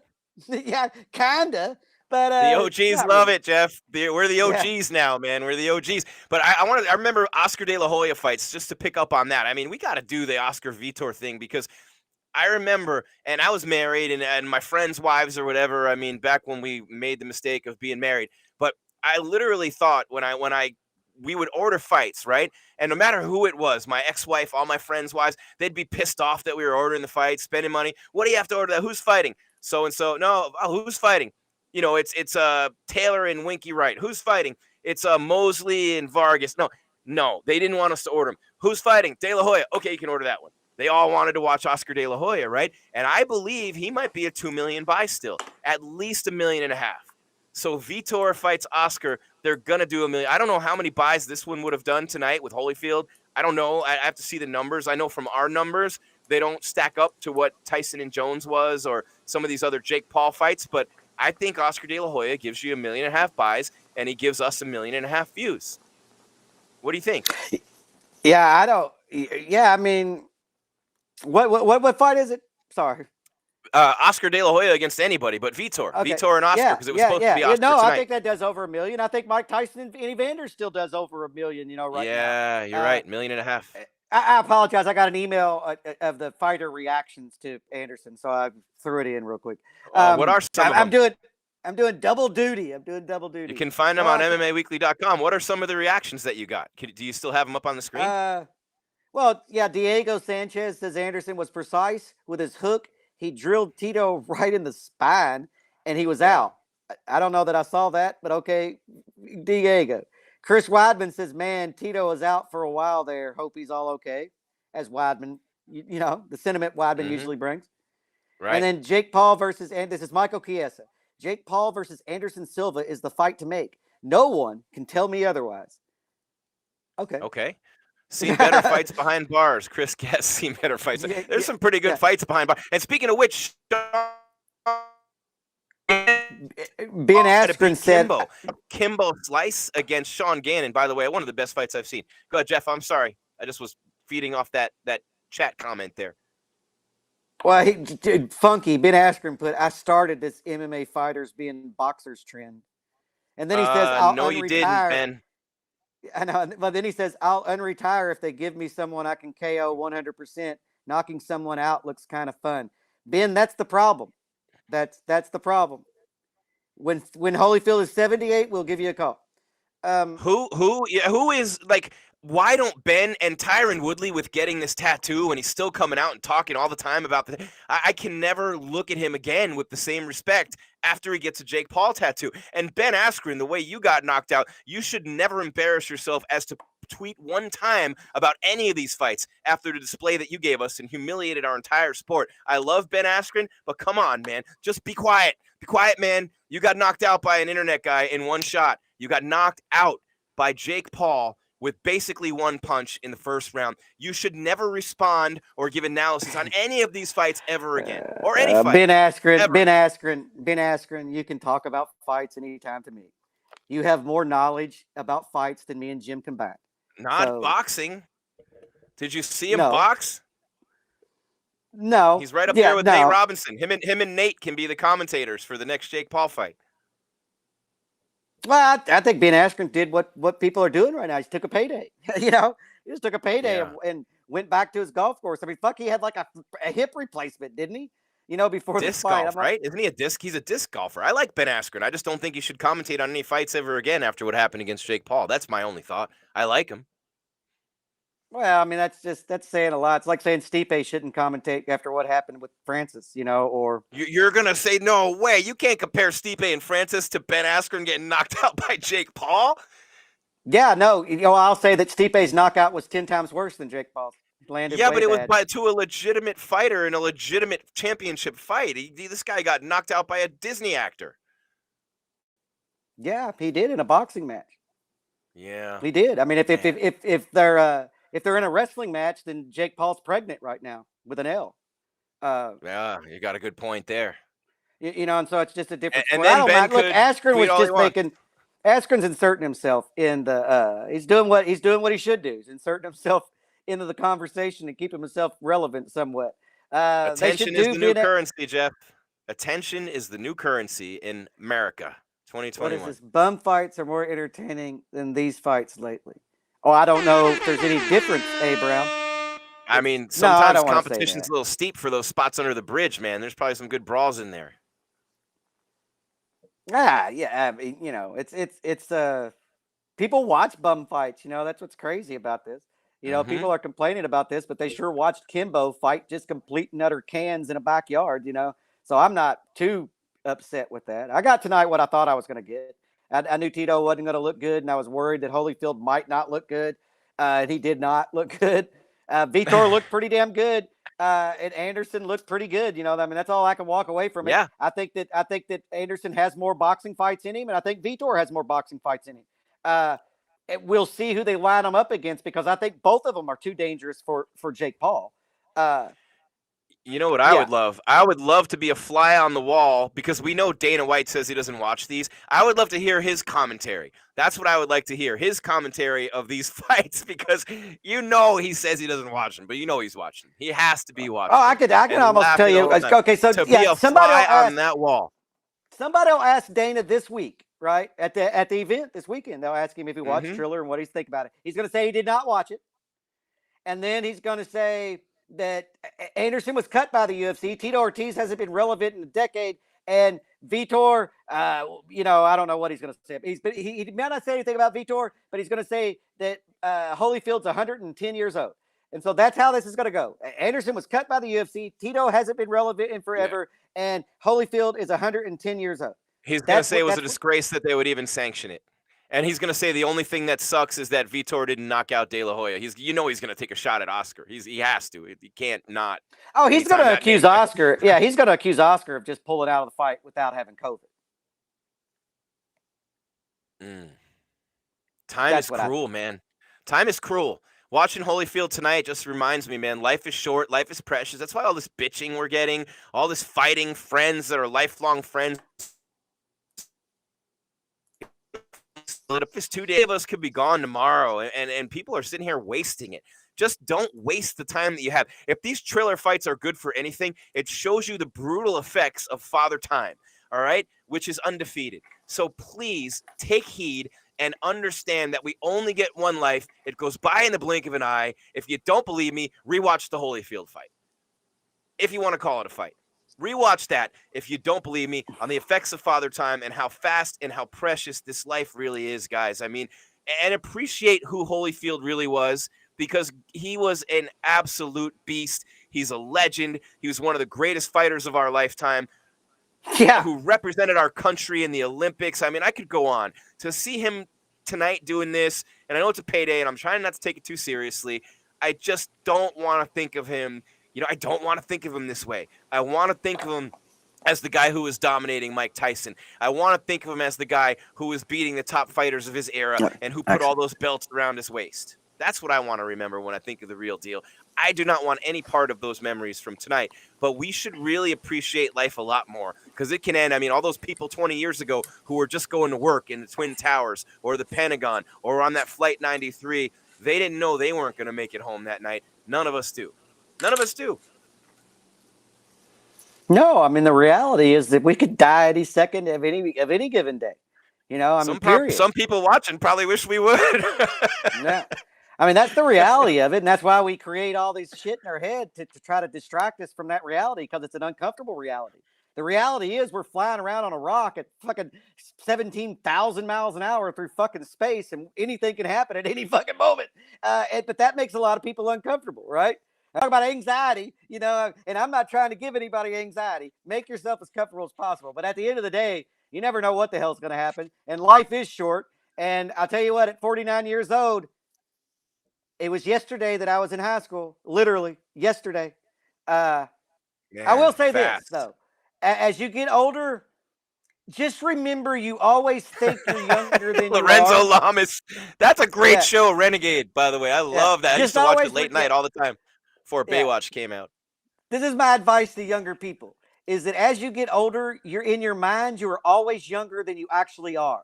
So always take that into consideration before you jump off that fucking cliff, or before you do those things. Be like, hold on, is this my mind telling me I'm 27 when I'm 47? Or what? I have suffered the consequences of thinking I was young, and when I'm not young anymore, all the time, every fucking day.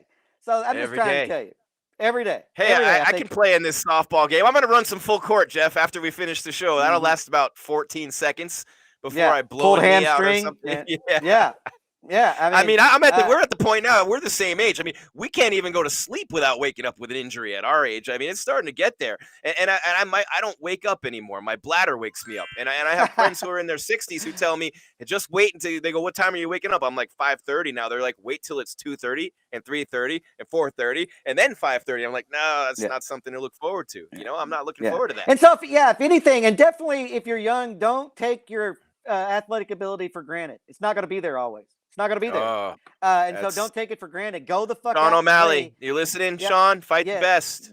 Sugar. Get out there and play that basketball game. You know, go play the volleyball game. Go golf that round. Join that softball team. Get in that gym because there's going to come a time when you just can't. You can't. No matter how much you fucking want to, you just can't. Now I can go to the gym and work out. The gym is always there for you. But gym is always there. Actually, to work out like you used to, that's gone. That's gone. That guy doesn't live anymore. He's dead. That Jeff is gone decades ago.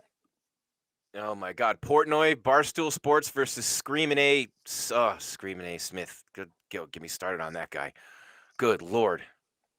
I'm down $10 million. I want to put Stephen A. Smith in there with Ngannou though. I'd love to put Stephen A. Smith in there I'd like to put him in there with Amanda Nunes first because he said he doesn't like to watch women fight. Amanda would beat his he wouldn't like to watch that one either. Did you see him hitting the pads? He looked worse than Holyfield tonight. He looked bad, man. Not everybody's a fighter, and that's okay. That's what Stephen A. Smith needs to realize. No, but he started yapping, and they told him he has no credibility because he doesn't know how to fight, and his response was to put out a video of him embarrassing himself, trying to prove that he can fight. There's nothing, the only thing worse than a stupid person is a stupid person who doesn't know they're stupid. And that was his version of Holyfield got robbed. So that you know how to fight. It shows you don't know how to fight. I mean, I don't agree with that, right? That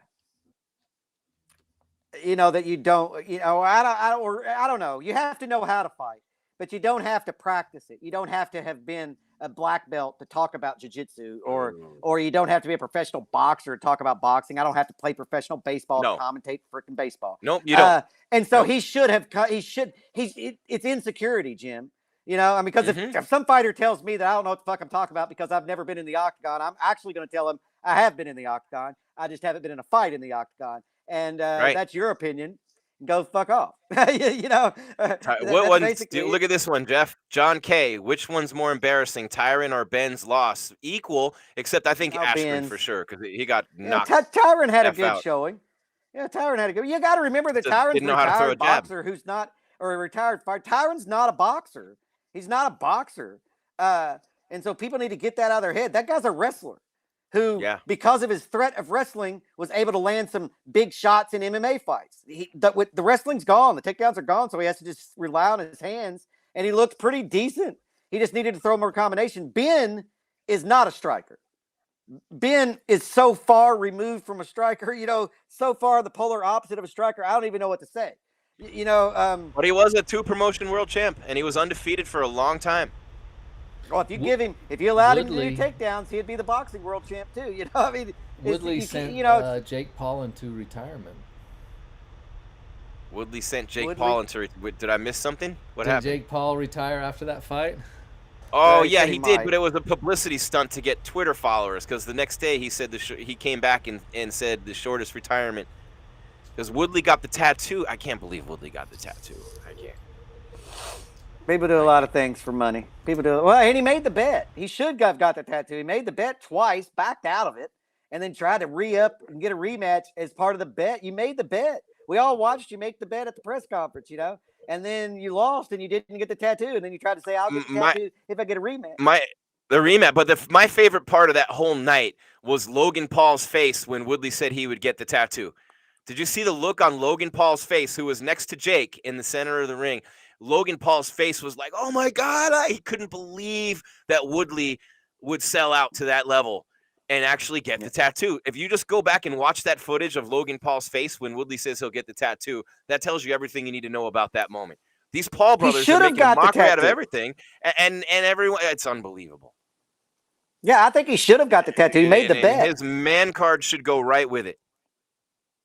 Well, he made the And bet. he should shouldn't have never made the go to bet. another. He should never be allowed into another fight again. I after he would, gets a I Jake would, Paul I would, tattoo. I would have lost more respect for Woodley if he didn't honor the bet than about getting the tattoo. He has to honor that bet, man. You made the bet in front of millions of people. You shook his hand at the Wait. press conference, and you We got got to some get the audio tattoo. here, Jeff. But What do we one got? thing that you bring Here to it the is. ring, just won't matter. 3 rounds Hi, Jake. Adriana Jimenez with Fino Boxing. to get I love Jake Paul tattooed on you. But if you beat me, I get I love Tyrone Woodley tattooed on me, and you have to post it on your Instagram feed. Deal or no deal? Are you confident or not? What y'all think? Bro, Y'all think I should do it? this guy He did it. has no fucking confidence. Bet. Deal or no deal? Deal. Can we shake on it? There it is. He did. He did it. You Should've. got to get it. You know, you have to get it after that. But he only did it for the rematch because Jake Paul said, "I'm not fighting you again if you don't get it." And now I think if I were Jake Paul, I wouldn't give him the rematch. I would say you finally honored the bet. Now we can talk about a rematch. Yep, but I wouldn't give him the rematch. I would laugh at him for the rest of his life for getting the tattoo under the auspices of getting a rematch, and I would never give him a rematch. I already beat him. What does Jake Paul have to gain? I don't. Yeah, I think Jake Paul has to weigh his options, and he might actually give Woodley a rematch because that might be his easiest fight. Because I he doesn't want a piece of Silva after what we saw tonight, right? No, and Vitor and those guys are way bigger. Like I said, I think that he's going to go after Robbie Lawler. I think because Robbie Lawler's a UFC welterweight champion, he's old, and I anticipate he's going to lose to Nick Diaz and have nowhere to go. I feel like that's who he's going to. I think Diaz will submit him. Middleweights. Diaz is probably going to submit Robbie, is what my guess would be. Yeah, he might knock him out again. I don't know how that's going to go. I just feel like Nick hasn't taken damage in at least 6 years, and he's been doing the decathlons, the triathlons. Unless you count weed. He's been helping. Yeah, and he's been helping Nate get ready for fights, and so I feel like Nick is probably in a lot better shape than people realize. And he might be a short fight, man. I mean, and I think Robbie's been through a bunch of friggin' wars while Nick's been sitting over there hitting the bong and riding his bike miles a day. Yeah, man, I swear it's I mean, these fights are here to stay. The Paul brothers fights are here to stay. These legends fights are here to stay. We're gonna see Oscar probably against Vitor. You're probably gonna see Mike Tyson again. Can almost take that one to the bank. I mean, some of these other fighters, they're all going to be lining up. I can't blame Tito for doing what he did tonight. He probably knew in the back of his mind for sure he was going to lose this fight. I give him credit. He looked worse than anybody on the card, boxing, by far, not even close. And I think he kind of maybe knew that coming in. And he had a really tough opponent in Silva. He didn't even come close to him. So I think that you're going to see, as long as these MMA fighters, they're going to get the opportunities, Jeff.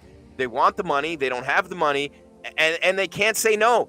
It's like a drug. You can't say no to it. You just can't. And we're going to see more of this. I'm not saying no to a few million. Yeah, I'm not saying no to a few $1 million payday when I have no other way to make that big of a payday.